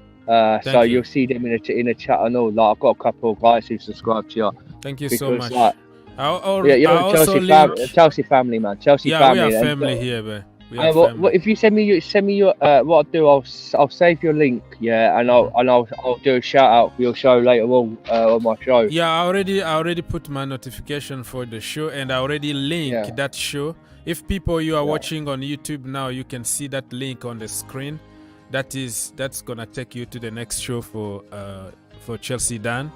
Go support our brother. We are family here. No egos, no nothing. Definitely family. This is family. Thank you so much for helping. Family for the blue light. Love and peace to the family, brother. Yeah, love to you. Yes. Well, thank you. Take care now, my geezer. Take care, bro. Take care. Bye. So that was my brother Dan from Chelsea Dan. This is the link for his channel. Go and support him. Subscribe and tell him I sent you over there, right? Okay, no problem. Let me now double check on certain things. So still like 48 minutes to go until we have the lineup. And what I'm gonna do is I am going to leave at some point after the lineup is out, so we can comment about the lineup and what's gonna happen and all the good stuff. But I'm still here. Let me go on social. This is Hutchison here, his first Premier League ball, to say welcome because he had his debut with Chelsea Football Club. We have so many players at the moment, and the kid can't even get playing time now. The last minute, actually, he wanted to go on loan, but it didn't happen. It collapsed the last minute. I wanted to see him play, men football somewhere on loan. It didn't happen until the last minute. Probably Chelsea were focused on Enzo Fernandez deal instead of other deals. So the Hakim Ziyech deal collapsed the last minute. Omari Hutchison deal collapsed the last minute. So we found ourselves with a lot of players that can't even get in the team right now. And we have also Harvey Vale. Harvey Vale is in the academy, back from Hull City. The loan didn't really go according to the plan because he was often injured over there. So he's back at Chelsea. I hope to see them when all this situation is kind of, down a little bit. All the tension and pressure in the first team. When it goes down a little bit, I would like to see some players given a chance. Let me... Where is the Premier League? Let's go to the Premier League and give you some more news from the Prem. So this link is gonna take you to my brother Dan, Chelsea Dan. If you go there, you subscribe to the channel. So it's going to be amazing. Chelsea Dan, yeah, Johnny Mineral, my geese. Mineral, Johnny Minerals, the mineral guy. All right, let's see.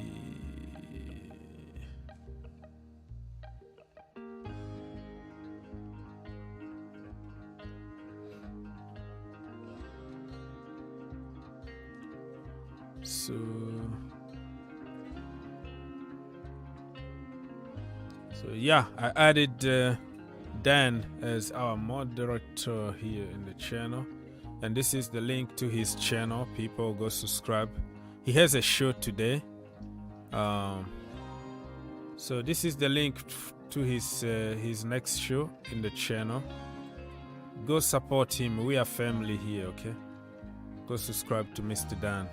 Thank you so much for helping, for stopping by.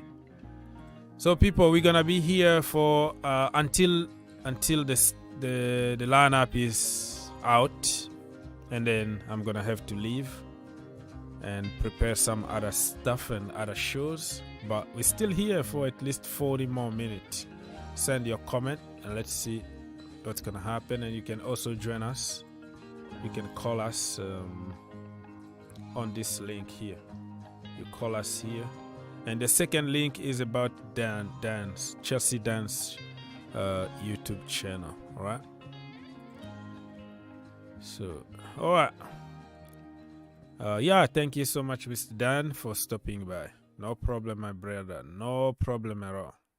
This is your house. You can come anytime. You are one of the moderators here. You can have more power. I don't know. Okay, so let's talk about what happened in other games.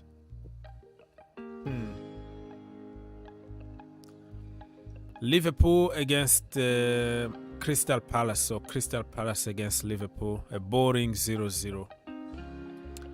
I think Klopp need a little bit of break. I mean, the guy looks miserable.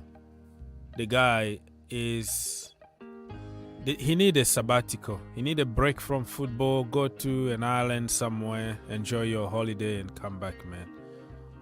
I don't know. Klopp look miserable, and he's a good guy. Always funny and laughing, but at the moment it's just awful. And Bournemouth against Manchester City, 4-1 to Manchester City. Alvarez, Haaland, Alvarez, Haaland, Foden, and an own goal from Mithan. So it was a good game to watch. I think I watched about 30 minutes of this game yesterday between Manchester City and Bournemouth. We are Chelsea still. Mr. Dan said that we are Chelsea till we die. We fly so high. We support our team when we lose, draw, or win. Yeah, we want proper Chelsea. Yes, we're gonna be here, and people will come and go. That's why I don't really get too attached to any players, because they're gonna come to Chelsea, they kiss our badge, they go to another team, they start kissing their badge, and I support Chelsea first instead of like being a artist of a certain player or a certain manager. I would prefer really to hype my team more than players, because they're gonna leave. I support them 100%. I'm not a particular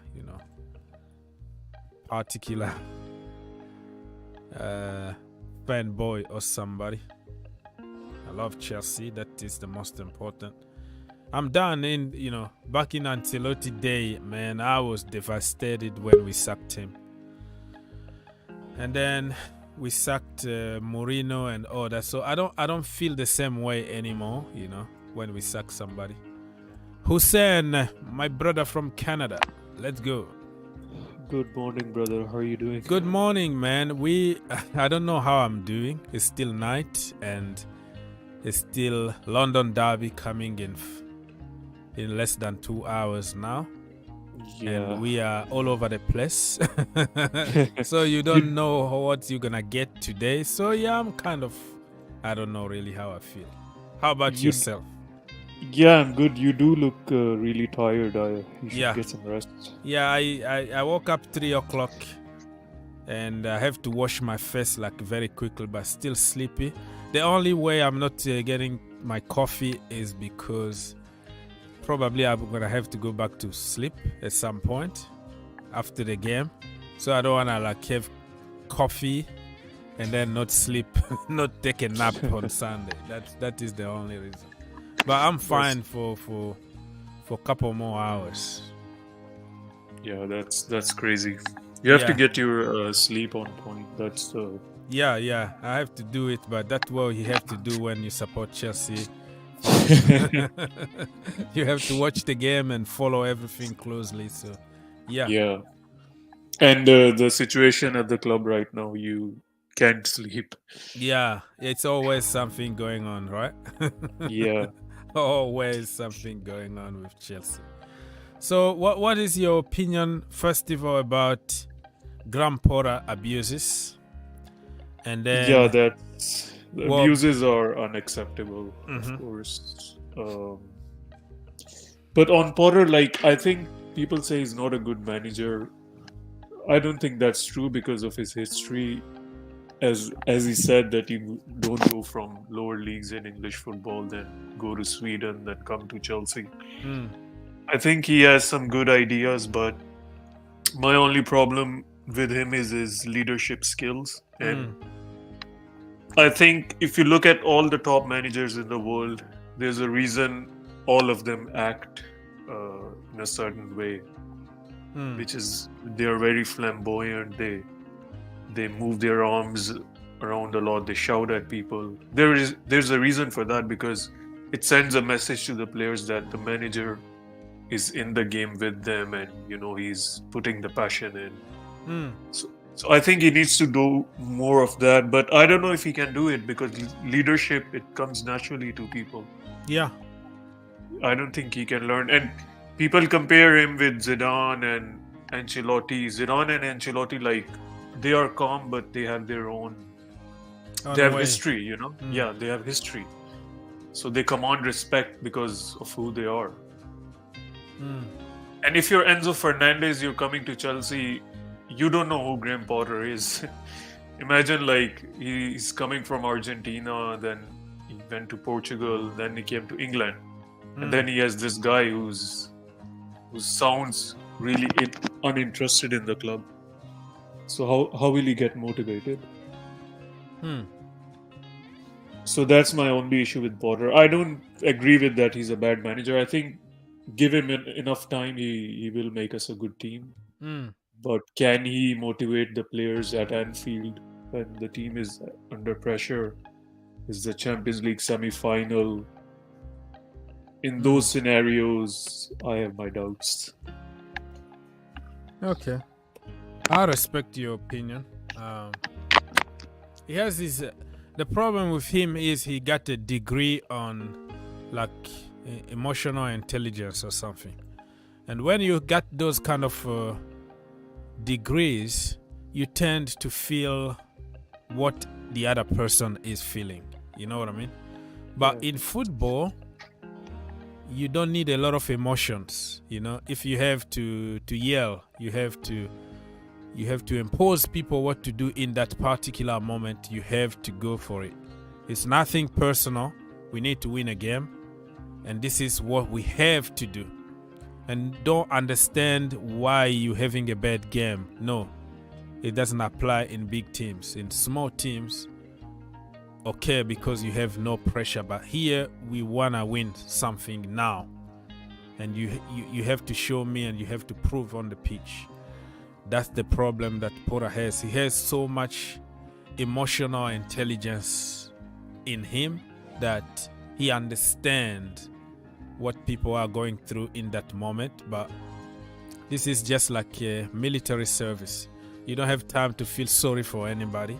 You go for it, and then we're gonna talk about your problems after that. Let's just go and win it.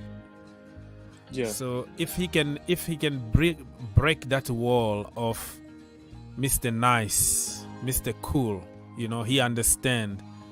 And players love those kind of managers because they don't put pressure, they don't yell at them. If you look at John Obi Mikel interview when he said that Mourinho pretty much made Mo Salah cry in the after one of the games that he was having hard time. Nothing personal there. It just we need to win, and you're not doing anything, and I have to tell you the truth. Yeah.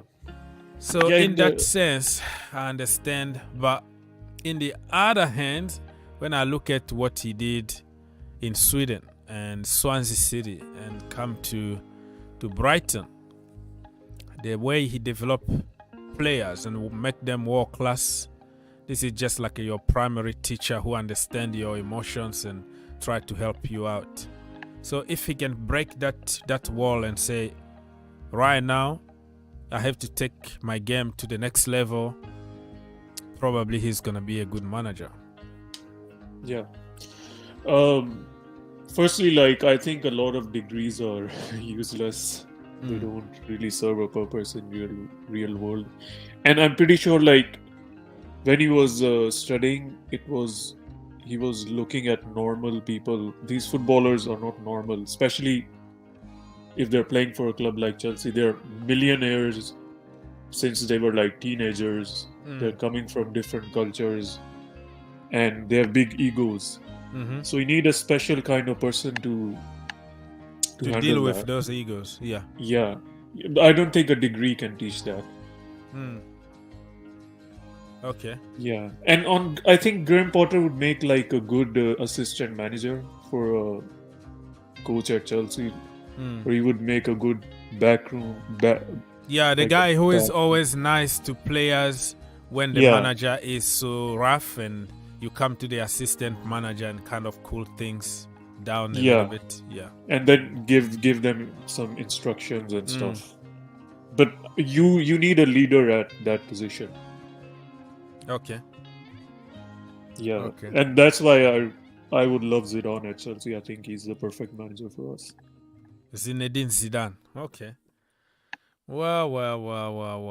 But when you bring somebody big like Zidane or Enrique or those big managers, do you think that he's gonna develop anybody, or you think he's gonna come for his CV first, win first? Who's gonna develop a lot of youngsters that we are buying right now? Well, we have invested a lot in the backroom staff, and you're investing in facilities. So I think if the young players are good, Zidane will play them. If Mudryk is good enough, Zidane will play him. So I don't see it an issue. In fact, probably these guys, they grew up idealizing Zidane. So that would be a big motivation for them. Yeah. And imagine, like, right now, Chelsea, they sack Potter and they announce Zidane. Imagine the buzz around the stadium, online, in the dressing room. Like, it would lift everyone up. That we won't get that with Enrique, like that level of buzz. We won't get that with Pochettino. Only we'll get that with Mourinho or Tuchel. But I don't think both of them will. Tuchel won't come, and Mourinho is not ideal for us. So the lift Zidane would give this club will be immense. Huge. Because it's Zizou, man. It's Zizou. You look at him here, like nobody's gonna say anything or give bad attitude because he's been there and done it. So you listen. Somebody like Zidane is talking and you listen. The problem is what language he will be talking in the dressing room. French? Yeah, half the squad speaks French and Spanish anyway. Yeah, that's true. That's true. Yeah, I forgot even that he can speak Italian and also Spanish because he been in Spanish, Italy. Yeah. And half the squad speaks one of those languages. Okay. Probably more than half. Yeah, more than us for sure. Yeah, so Zidane, he been waiting for the national team, and now it's not gonna happen because Deschamps signed a new 4 years contract with the French national team. So Zizou is out there. I don't know. And somebody on YouTube said that he thinks that Potter was chosen not because of he's a good coach, but because the owners wanted somebody that they can control, not like Thomas Tuchel. Yeah. Somebody that they can control. I think not only that, but Thomas Tuchel really didn't want to cooperate with anybody. He's a rebel. It's not the first time, you know. In Mainz, it's happened the same thing. Dortmund happened the same thing. PSG happened the same thing, that he doesn't take no for an answer. It's his way or no way. So, you know, you can also understand that new owners, they wanna establish a club on their own image. And if you don't want to cooperate, you don't want to make calls, you don't want to be involved that much, and you only want get me this, get me that, and you don't see the vision, the new vision of Chelsea, and then nobody to blame, you know. Yeah, I totally understood the Tuchel sacking. Totally. That's the way it is, man. You buy a new company, you want everybody on board. This is the way it's gonna work.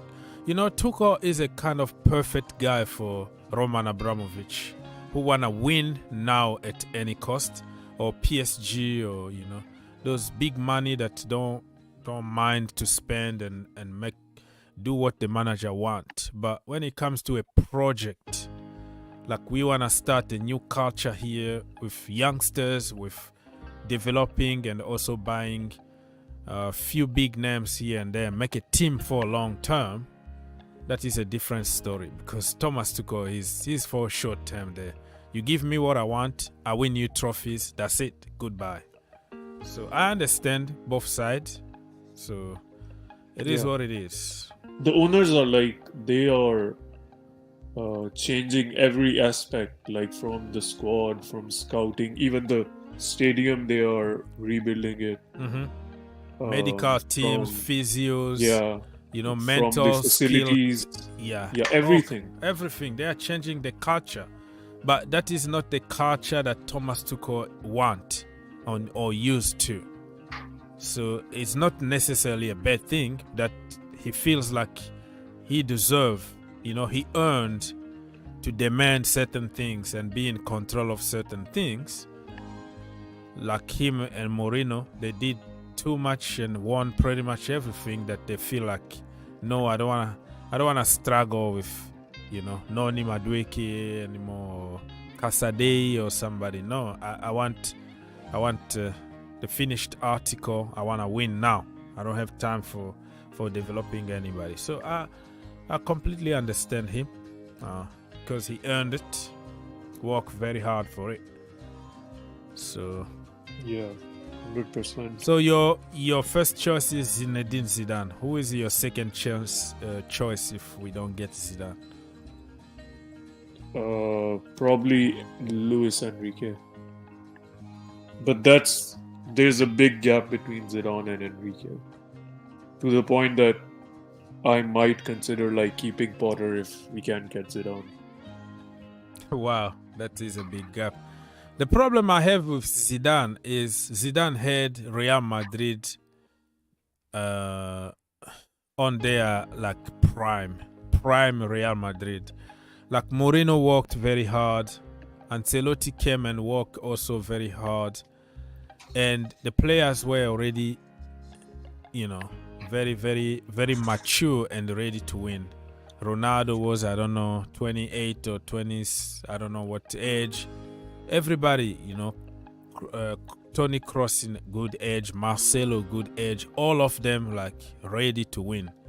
And they won back to back 3 times. Yeah, but I don't like this argument because there are challenges with having a squad like that. Look at PSG. They have had so many good managers. They have a world-class team, but they are struggling. So there are challenges which come with that. And also, let's not forget, Real Madrid have had players like Carvajal, who was a no-one. They just signed Isco, who came from mid-table Spanish team. Ceballos. So it wasn't a star-studded 11 players who were world-class. They had big egos, which Zidane handled brilliantly. Yeah. So, yeah, even when people say give it to Guardiola that the Barcelona team you inherited it, it's not a good argument because you have to make it work. And only a good coach can do that. Yeah, man management is also a big skill to have.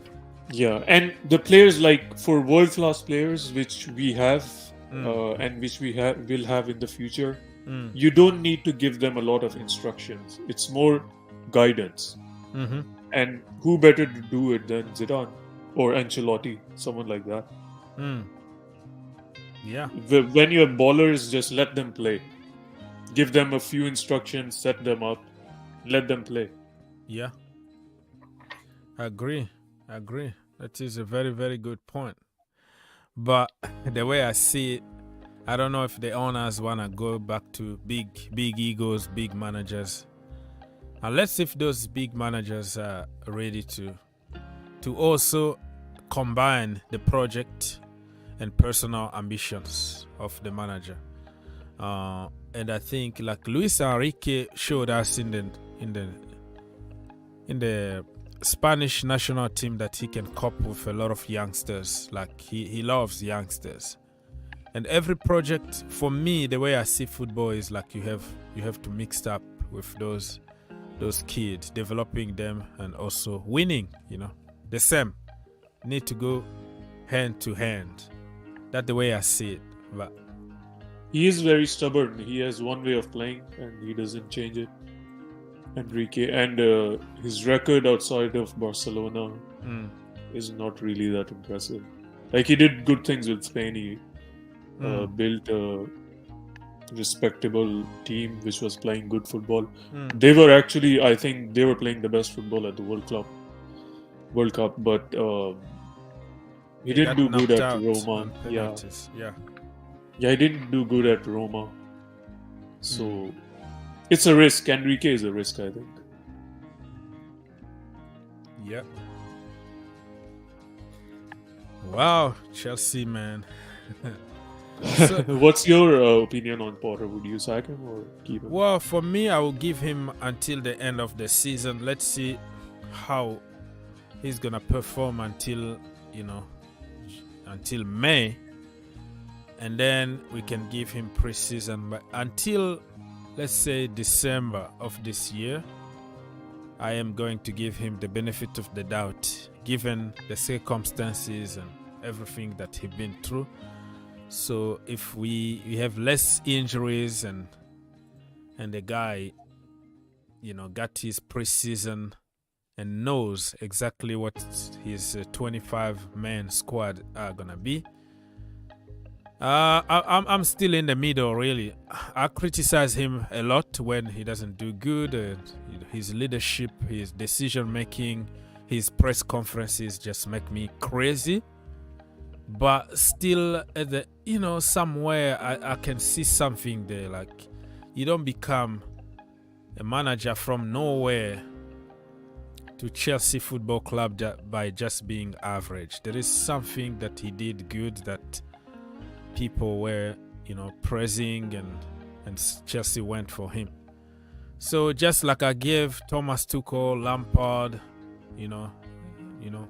Mauricio Sarri the benefit of the doubt, I think the guy probably deserves his own pre-season, and let's see what's gonna happen. So I'm not there yet of getting rid of him right now, but I have my doubt, but I also give him the benefit of the doubt, if that makes sense. Yeah, it does make sense. For me, if we don't have a good replacement, then give him till the end of the season.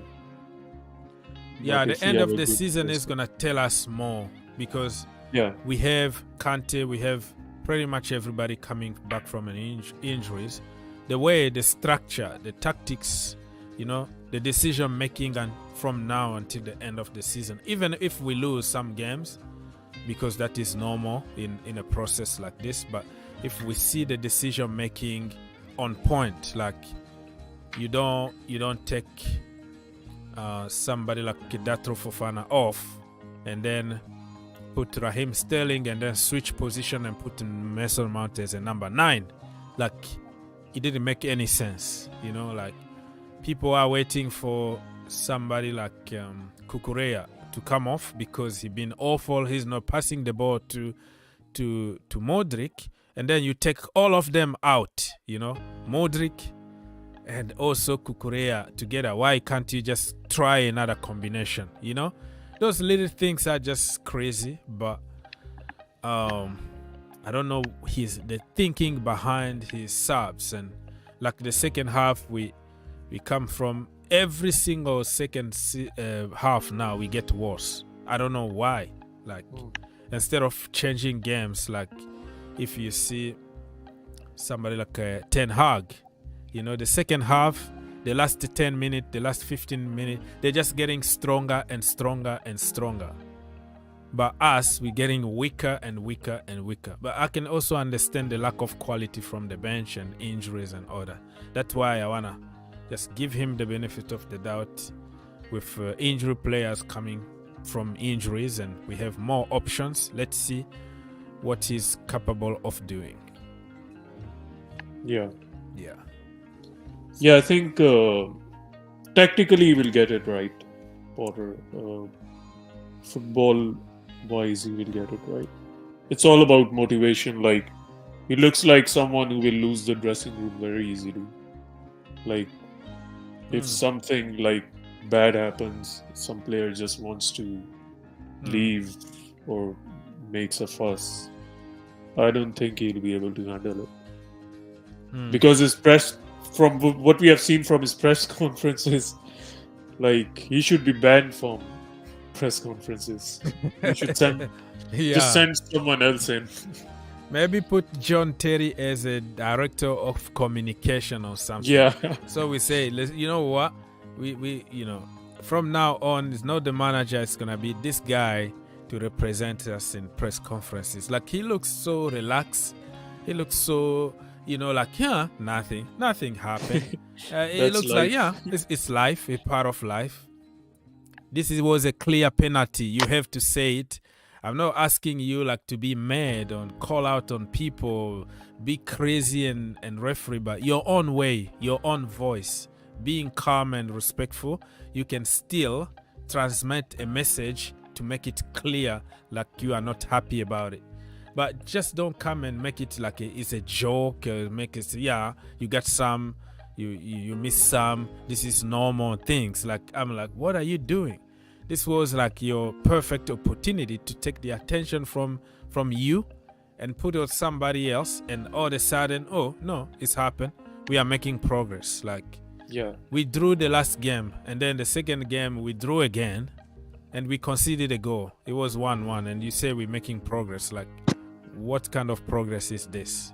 From a draw to another draw or to another loss, I don't see progress here. Just those little things, like, man, you know, a little bit of charisma in, you know, in the press conference or something. But all that. Also, I am against like people trying to be who they are not. Like, many people try to act in today's days and age. People try to be characters instead of being themselves. So I am also against people who are fake, who try to fake in front of cameras and that. And I'm not asking him to start jumping to the public just like Antonio Conte, but just a little bit of, you know, your own way. You translate the message your own way in good manner. You know, like Ancelotti or Zidane or those calm manager. He doesn't really show. He just spread weakness. Yeah. Whenever like we had a bad game under Mourinho, we would always talk about his post-match interview because he would say something really crazy. We would forget about the performance. So that would just take all the attention away from the players. Potter is like, he's the opposite of that. Like, he said that always like the boys tried. Yeah. But sometimes Mourinho would say, you know, things the way they are. We were not good enough. We are such and such. And we were also do that, we are rubbish, like Ten Hag would say. Like, I was surprised. Like a few weeks ago, a few days ago, they lost. They won like 3-0 or something, and he came out like, yeah, you know, beside the goals, you know, beside David De Gea saving a lot of chances. We conceded a lot of chances. We were rubbish. I'm like, brother, you just won this game convincingly, and you're telling that we were rubbish. That he examined like, yeah, we were lucky because of the goalkeeper was there, and we were clinical finishing our chances. But many phases of this game, I wasn't happy at all.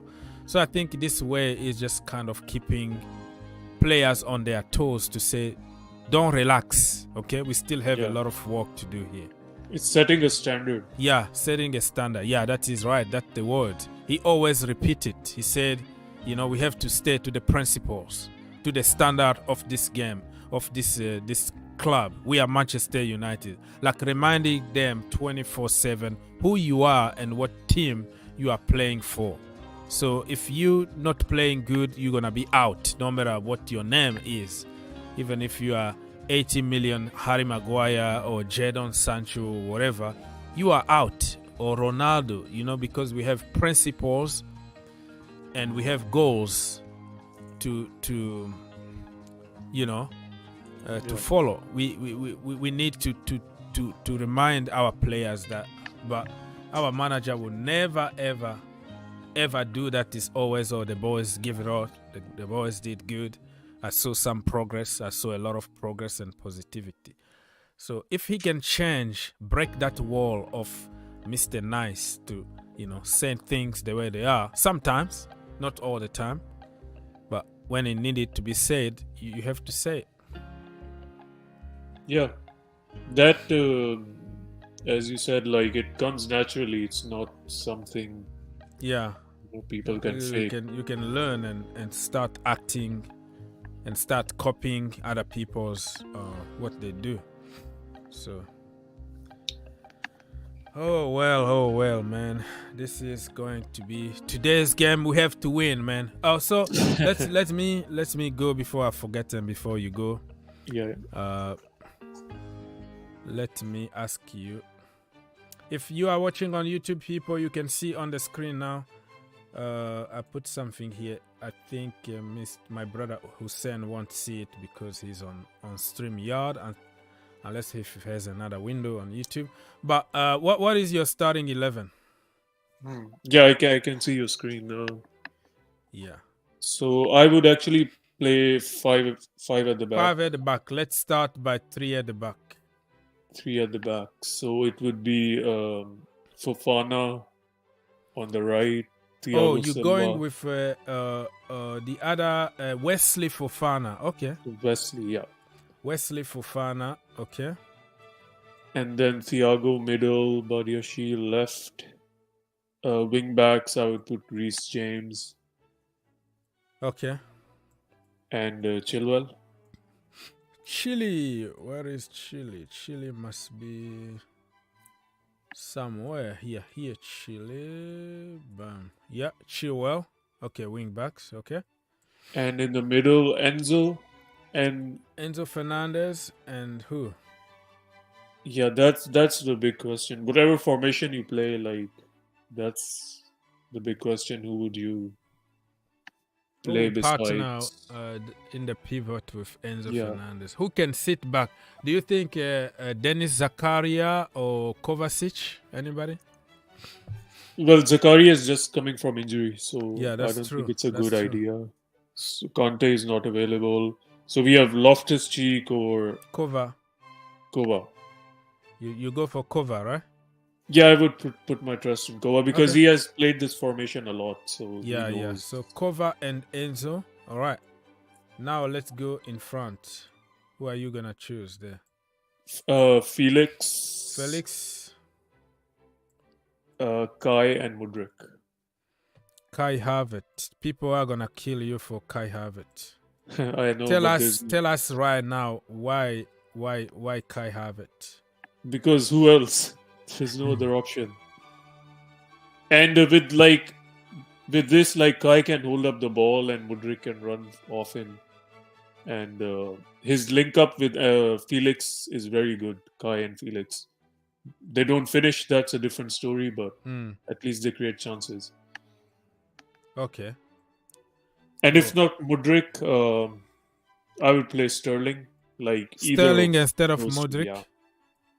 Either of those, whoever had the better training. Okay. Yeah, I'll go for Mudryk just because he... Or maybe Sterling because he's a London boy, so he understands the derby. Just because of that mental thing. Okay.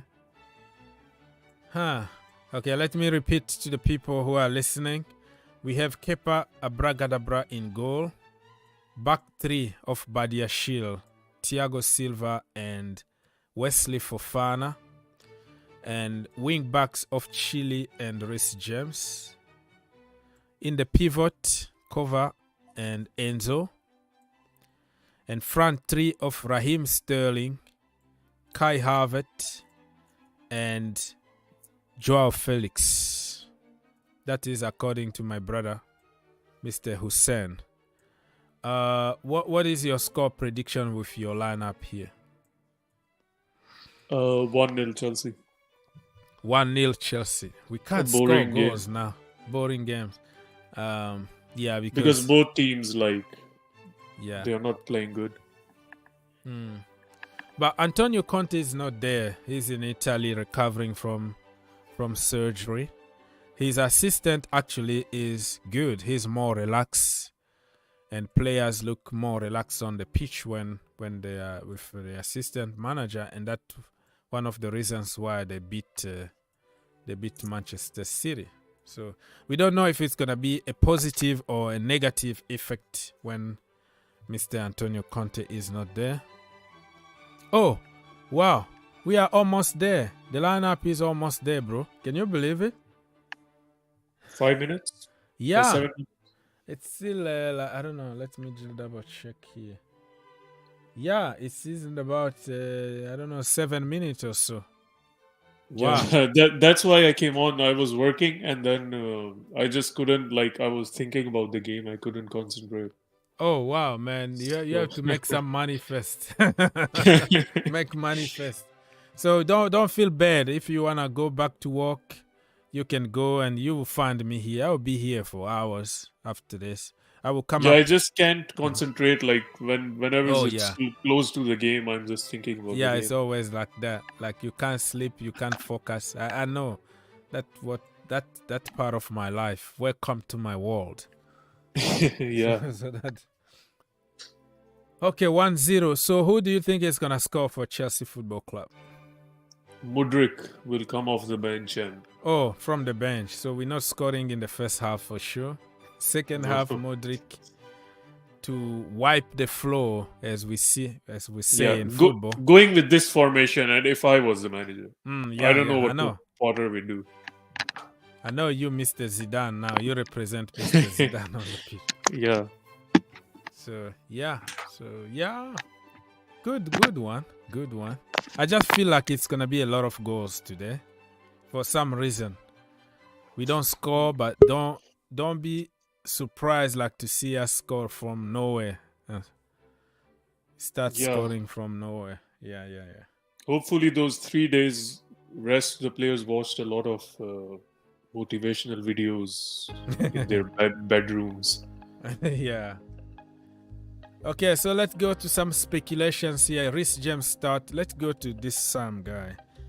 Mr. Sam always like he brings, he links some stuff always. United stand here. This is another game that's gonna happen after the Chelsea game, and there are always some. How are they getting the United Newcastle lineup 3 hours before the game? Because they are journalists, they are people. They have some inside people who they create those no photos account, like no name account. So those journalists, they are trying to be also famous on social media now. So they are linking stuff. They're gonna have info before, and then they link it to their different account, or they sell the news. Something inside job happened.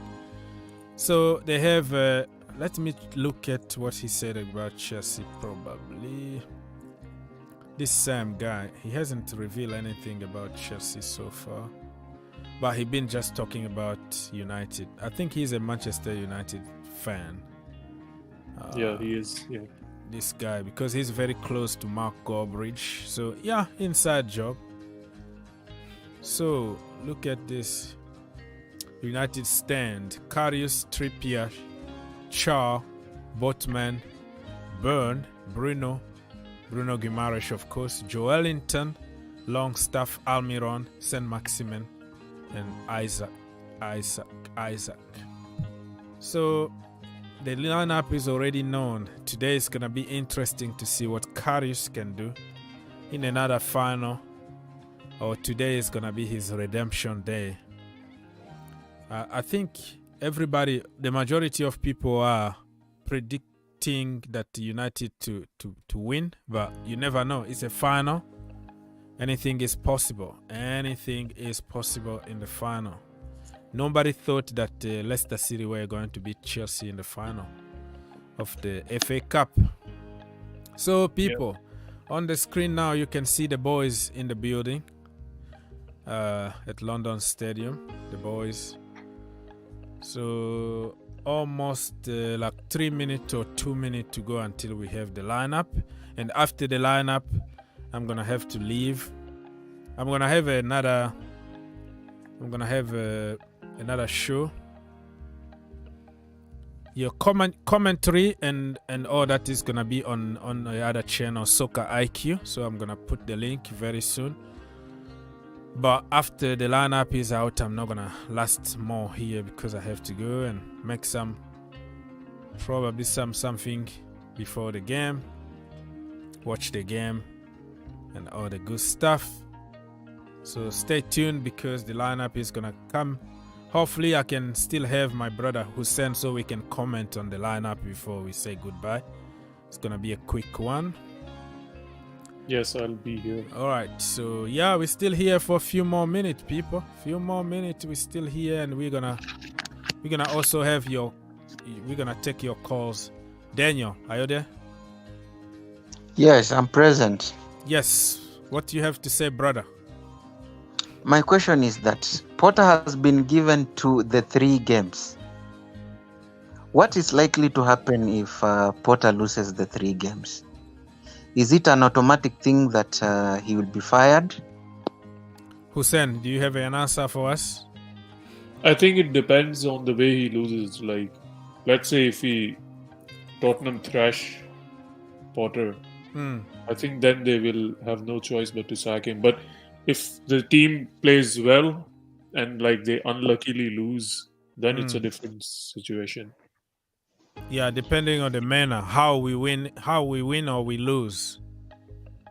You know, the manner of the defeat is gonna be, that makes sense. And also the fans, like if Chelsea lose to Tottenham and then in the next home game the fans go crazy, then the board will have to sack him. There'll be no option.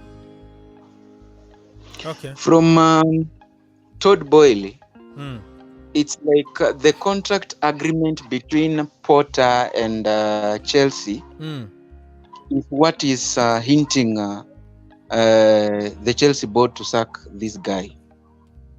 Oh, you Could think you that be having any information about the contract agreement?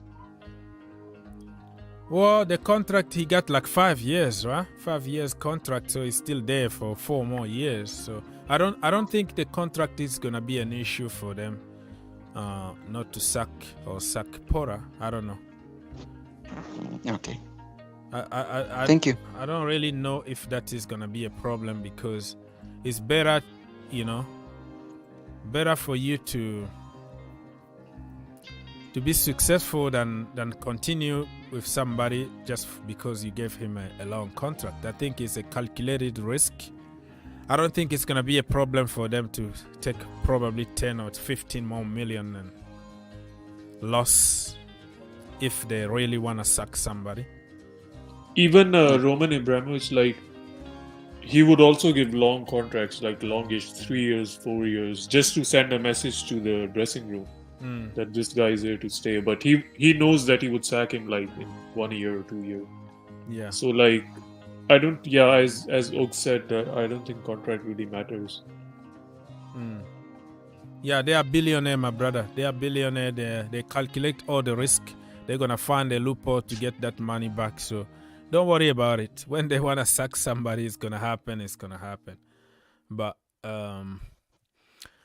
what I see is like, with this Potter abuses online, I think they're gonna try to show him more faith. They're gonna put more faith on him, and he might not even get sacked immediately now. It might take, those abuses kind of give him a little bit of time, bought him a little bit of time. This thing is painful. Painful. To fans, this thing is painful. We are just saying, give him time, but we are suffering. We've been proud of Chelsea, the Thomas Tuchel era. We've been enjoying watching games. Okay, so I think the lineup, sorry brother, I will come back to you. I think the lineup is out somewhere. If somebody got it, he can give it to us. We have Adam. Go to Adam Newson. He might already have. All right. So the lineup is out, my people. Kepa, James, Silva, Koulibaly, Ruben, Loftus-Cheek. That's what I said. I wanted to see Ruben today for some reason. Wait. Badiashile is on the bench. Fofana on the bench. Gallagher, Mount, Zakaria, Madueke, Mudryk and Aubameyang on the bench. What are we doing today? So look at the lineup. Kepa, James, Silva, Koulibaly, Chilwell, Loftus-Cheek, Enzo Fernandez, Ziyech, Joao Felix, Sterling, and Havertz. Wow, this took me Koulibaly, man, why is he playing? Who? Koulibaly, like Son will destroy him. Well, the problem is probably he's trying to prepare for the Champions League. Give him more playing time because he's the guy that we have in the Champions League. So he needs to stay fit for some reason.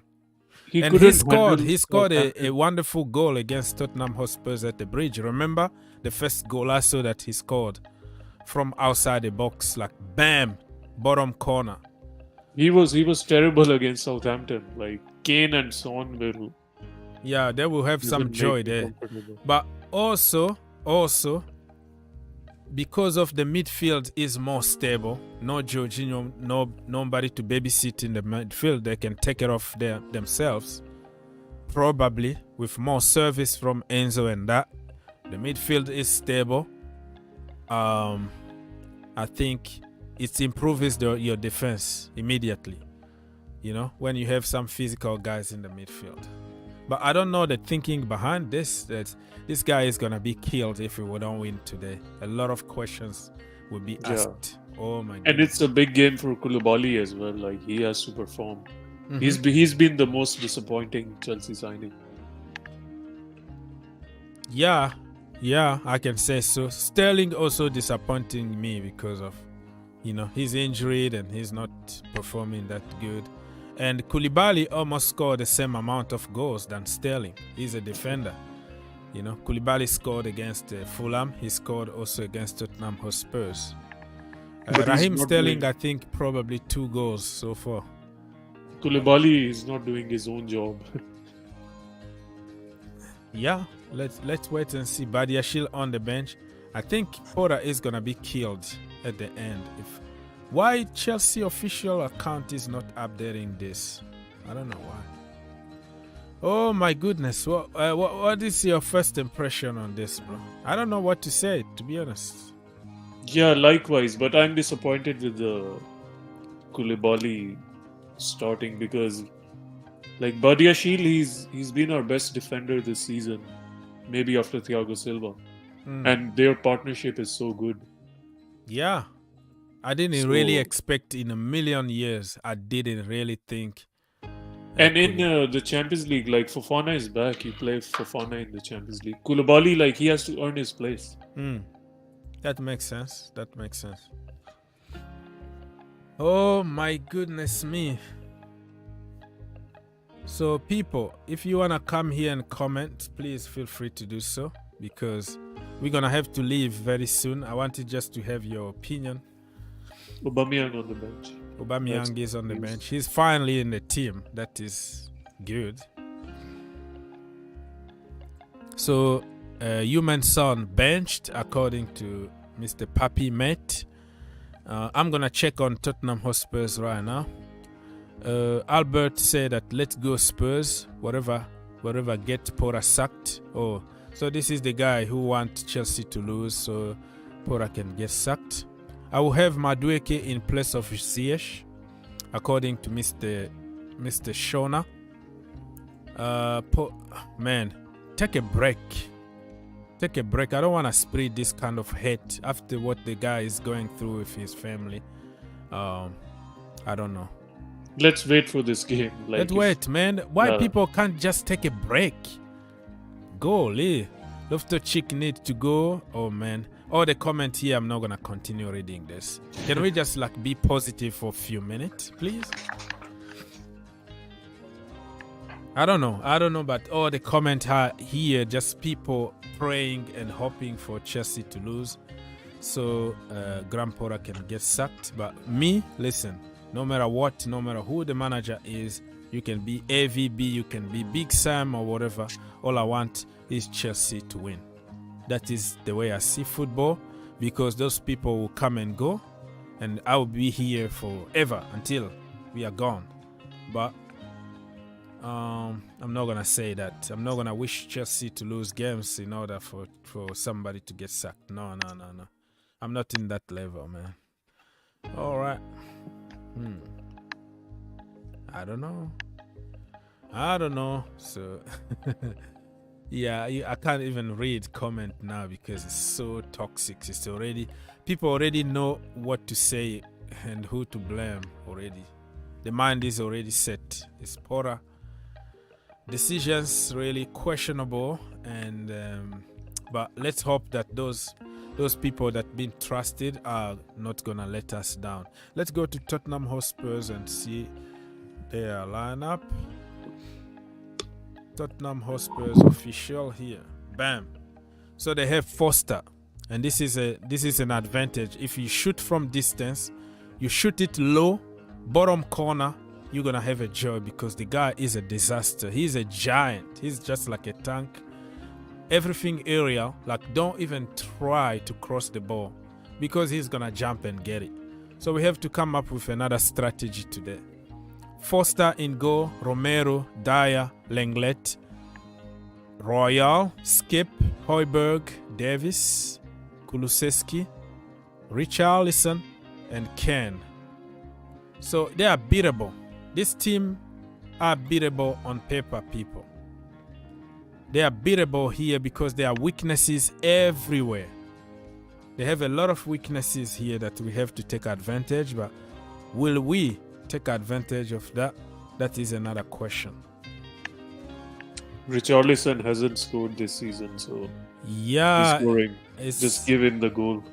Yeah, that is a charity FC. That's it. Richarlison to score against us, people, and that's how we do it. That's how we do it, and it's gonna be interesting to see Pedro Porro against. He's on the bench, by the way, against Felix, because I heard that they are fighting for a girl or something like that. So when he comes on in the second half, let's see how that war is gonna be between them on the pitch. It's a lose-lose situation, really. Lose-lose situation for Porra. Oh my goodness me. Porra is gonna be killed. So let me remind you very, very quickly before we go back to Chelsea. Foster in goal for Tottenham Hotspurs. Romero, Dyer, Lenglet, Royal, Skip, Højbjerg, Davis, Kulusevski, Richarlison, and Ken. And like my brother Hussein said, this is going to be a goal for Richarlison. He hasn't scored, and Charity FC today, we're gonna have to gift Richarlison his first goal in the Premier League with Tottenham Hotspurs. It's gonna be against Chelsea. It's written. It's written in the sky already that he's gonna score. So watch out. Let's go back now to Chelsea and let's see if why Chelsea official Twitter account can't even update the freaking starting 11. This is illegal. Only individuals in the community updated about our starting 11.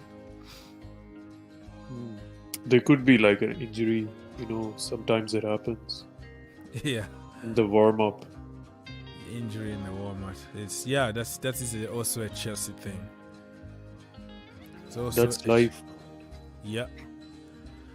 So Kepa, Arrizabalaga, Reece James, Thiago Silva, Koulibaly, Ben Chilwell, Ruben Loftus-Cheek, Enzo Fernandez, Ziyech, Joao Felix, Sterling, Havertz. In my starting 11, I didn't want to see Koulibaly and Chilwell. In the place of Chilwell, I put Hull. He's not there. And Loftus-Cheek, I kind of got it right. I wanted to see him play with Enzo Fernandez, so I got that right. Ziyech, I didn't even think about him from the bench. Joao Felix and Sterling and Havertz, no. So completely different. I only got Kepa, Reece James, Silva, Ruben, Enzo, and Joao Felix. The rest, no. So don't trust me, man. Don't trust me with these predictions because I am all over the place. All over the place. So what's your score prediction before we leave? Yeah, before we leave, looking at this lineup. Because of this lineup, I think we're gonna win 2-1 for Chelsea instead of 3-1, the way I predicted before. So it's going to be 2-1 Chelsea Football Club. I think who's going to score today? Havertz is going to score and Joao Felix also to score. Nice. How about you, based on this lineup here? 2-1. 2-1 Likewise. Chelsea. All right, let's go Blues. Let's go and win this Let's game. go. Yeah, let's go and get it done, man. So Hussein, Before the game, Potter should show them the Battle of the Bridge. yeah, the Battle of the Bridge. Yeah, they need really some motivation, and I hope that guy Gilbert Inoka is in the dressing room talking to them and putting some spirit in them. Who's that? Inoka is a guy that Chelsea signed for the mental side of the game. Like, he used to be a coach for one of the coaches at All Black, that is the rugby team from Australia. So that Gilbert guy used to take care of the mental side of the players. So we hire him to help us. He's just like the mental coach at Chelsea at the moment, because how to win and how you can keep going for 90 minutes. So hopefully That's we can. interesting. Yeah, probably. I think Pora need that coach more than the players. Yeah. They need to be coached. That's true. So let's wait and see what's gonna happen today. But this is unexpected, and people are going to really to get on Pora after the game. If we don't win, we better win. Or probably because the second half we got so awful that he decided to keep some key players on the bench. Like, if it doesn't work out, we bring somebody like Modric, Aubameyang, or whatever, or Zakaria. Let's just wait and see, man. We have options. We just need how to use options that we have in hand. Hopefully we get an early goal and then, keep things in That's control. true. That's true. Early goals is going to open doors, because they're going to open up more and we can hit them in the counter and try to kill the game. Man. This is going to be some game. So, Hussein, man, if you want to go and prepare for the walk, or keep your eye open also on the game and stuff like that, and come back if you have time for the therapy show after the game, or the celebration, whatever the result is going to be. I wish it's going to be the celebration instead of therapy, but it is. Yeah, I'll try. Like, if it's a really bad result, then I'll probably go to sleep or something. Yeah. But I don't blame you. If it's a celebration, then definitely I'll try to join. Yeah, that's true. That's true. Yeah. So thank you so much, my brother, for helping. Yeah, all right, my bro. Big All ups. right. Big up. So Hussein is gone. Thank you so much for your help, my brother. Let me just read some of the comment here, because I'm gonna have to leave, and you're gonna have live commentary and all the good stuff. I'm gonna leave the link right now, so you can join us after I leave. You can join us on Soccer IQ for live commentary, and probably I will pop up at some point on and off. You never know. So you join us. Let me copy the link and paste it. Yeah, I'm gonna come back to your comment, my friend. Give me a few more seconds.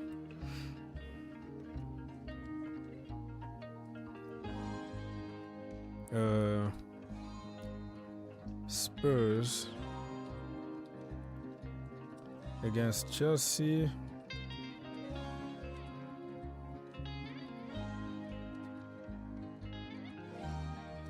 Live.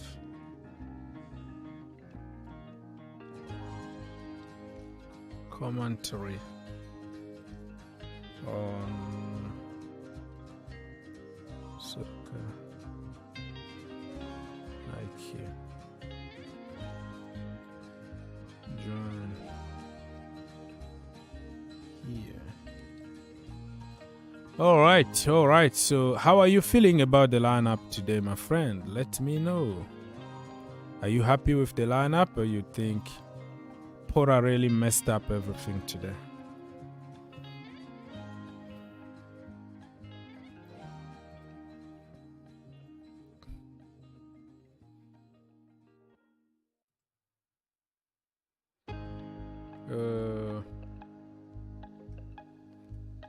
What is going on here?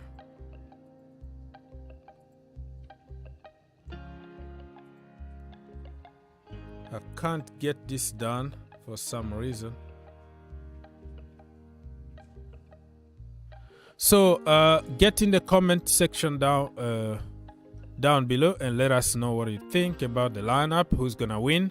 The poll been going on here for a while. Let me just end the poll and see what you beautiful people been saying. So, who will win this game? Chelsea 64% according to you, Tottenham Hotspurs 18%, draw 8%, and not sure 7%. Very, very interesting indeed.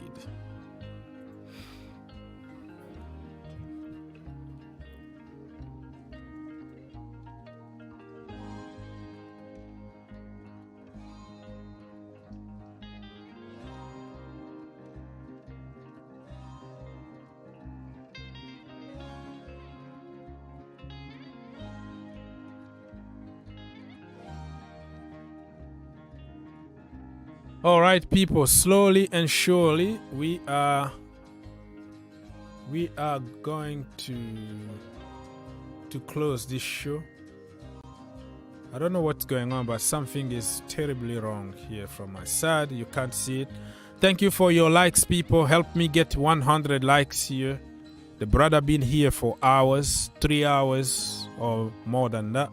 If you want to encourage me, please show some love here. Show some love, okay? We're gonna be on Soccer IQ for live commentary. I can't put the link, so for some reason YouTube is blocking my own stream. I don't know why. It's blocking my own plug here. I don't understand why Chelsea are not updating the lineup. I think they forgot about it. Yeah, I will take your call, please. Please wait for me. Give me a few more seconds. Oh, here we go. So we're gonna be live on this channel here that you can see, Soccer IQ. I'm gonna pin it right now. So you're gonna join us there, and we're gonna have a lot of fun. A lot of fun over there. Henry, are you there? Hey, good morning. Good morning. Good morning. Yes, sir. What do you think about the lineup today? I didn't even have a chance to look at it, but on the Tottenham side, I think every team wants to play us now. Every team. So I heard you guys talk about Richarlison not scoring for a long time. Who knows? Maybe this is the time Richarlison breaks his goal drought and scores. Yeah, that is written in heaven. That is it. Like, forget about it. Richarlison is gonna score today. It's written all over. There's no even a discussion about it. It's Charity FC. While we're in Charity FC, well, let me, this is a moment of being toxic. So let me be a toxic fan too. I was thinking, what happens, if we here in Canada invade the USA? That is where Ox lives, and we'll just force Ox to be a Canadian citizen instead. That is my toxic rant. Yeah. Yeah, man. It's funny. It is what it is. I think, for the record, Chelsea has taken more points from Tottenham than from any other club. It doesn't count, man. This is a London derby. It doesn't count. We always breaking our own record every single game now. I don't want to hear those things anymore, bro. It just doesn't exist. Leave it there. I read an apology. That Graham Potter sent. I mean, the guy's been having meetings in and out, so I think he sent an apology to the fans. So it's quite touching. I can't believe people have been some people have been doing that to this guy. But I'm not looking for a victory, honestly. Tottenham on paper they are good. I think they're a better team than us. You mentioned that goalkeeper. Yeah, they don't have a good goalkeeper department at this time. They are suffering. Loris is injured, and they have Foster. Yeah, they have Foster and goal. So they don't have a good. So there's a bit of hope in that. But if we lose today, I won't cry like I did before because it's become a new normal. Yeah, that is a very dangerous situation to be when you don't feel anything anymore. You just accept it. But I know at some point we'll win games. At some point, it's just I don't know when, but at some point we have to. We just have to because we have the team. We have everything that we need to do that. So I just think one day. I don't know if it's one day. All right, people. So let me remind you the lineup for both teams for Tottenham Hotspurs because they are hosting us. Antonio Conte is not going to be on the bench. He will be watching from Italy, recovering from surgery. Fraser Foster in goal for them. Oliver Skip, Højbjerg, Richarlison, Ken, Emerson Royal, Dyer, Christian Romero, Dejan Kulusevski, Ben Davis, and Clément Langlais. On bench, they have like Brandon, some names that I don't know, but the most shocking one is Heung-min Son. Heung-min Son is on the bench. Perisic, Danjuma, Pedro Porro, Japhet Tanganga, Lucas Moras, and Pap Matar or Malar Sarr, not Malang Sarr like Chelsea. This is another Sarr that plays for Tottenham Hotspurs. And for Chelsea Football Club, the head coach is Graham Potter, of course. Kepa Arrizabalaga, Enzo Fernandez, Thiago Silva, Joao Felix, Ruben Loftus-Cheek, Raheem Sterling, Ben Chilwell, Hakim Ziyech, Reece James, Kalidou Koulibaly, Kai Havertz. On the bench, we have Bettinelli, Badiashile, Aubameyang, Mudryk, Mason Mount, Zakaria, Gallagher, Madueke, and Wesley Fofana. So, yeah, interesting. I'm shocked because I didn't expect somebody like Koulibaly, Raheem Sterling, and Hakim Ziyech to start. So it's a little shock for me. It's completely different than my predicted lineup. But it is what it is. I don't make decisions. The manager makes decisions. And let's wait and see if it's going to be paying off or he's going to be cooked even more this time because people got a lot of stuff really against Graham Potter. So I am going to leave like in few minutes from now, and we're gonna switch, not leaving really, we're gonna switch to another channel. You all know Soccer IQ. If you wanna, I'll be popping on and off because I have people in the house that we have to watch the game. It's still really early morning. Need to make something, maybe some cereal and some coffee, something like that before the game start. So the game is about to start in 32 minutes. Get ready, and you're gonna join us on this link here that's been provided, Soccer IQ. That is the channel that we will be live, commentary, and also I'll be popping up and getting some of your calls. So go subscribe. Is the same service as here. So the difference is the name of the channel. we're trying to push that channel a little bit. Go subscribe to the channel, and we're gonna have fun, more fun over there. Oh man, did you give me your score prediction?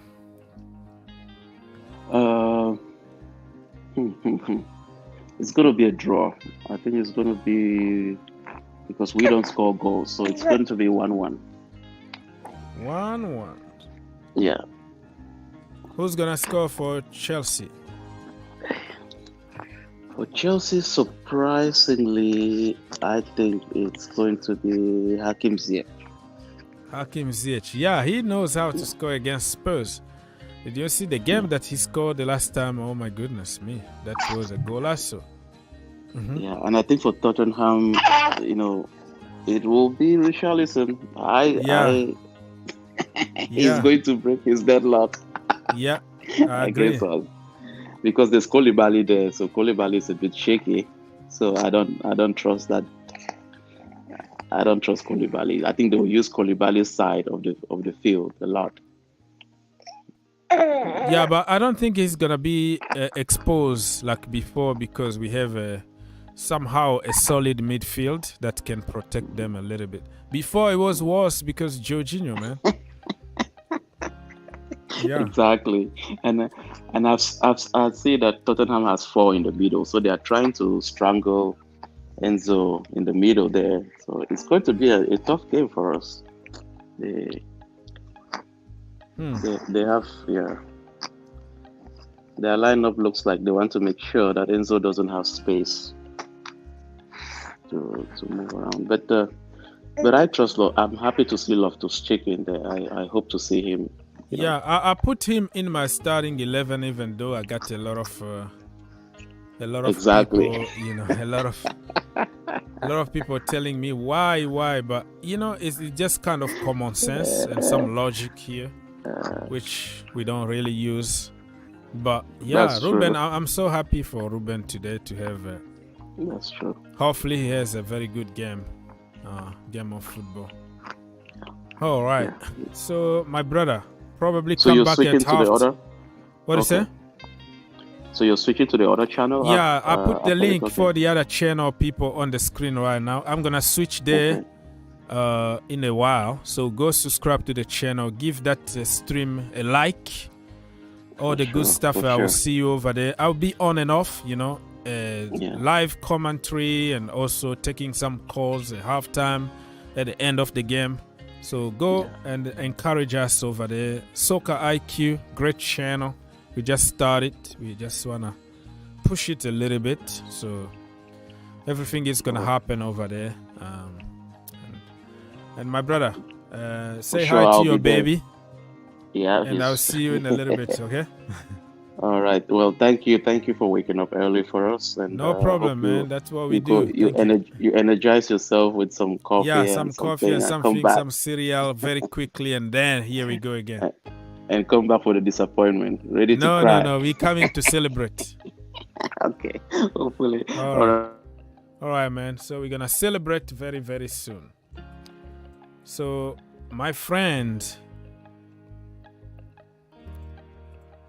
I am going to take some calls on the other channel, probably at halftime, but you're going to have great report over there, great graphics as per usual, great comment. Go subscribe and help us grow the other channel, Soccer IQ. The link being provided right now on your screen. Let me read a few more comments before I switch to the other channel.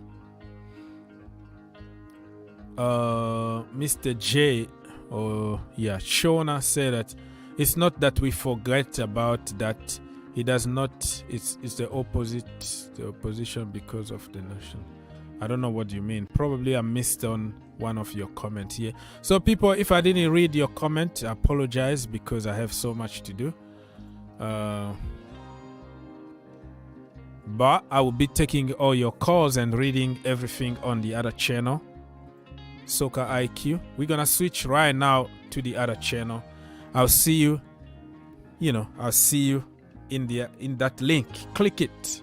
Click that link and let's go, man. Let's go.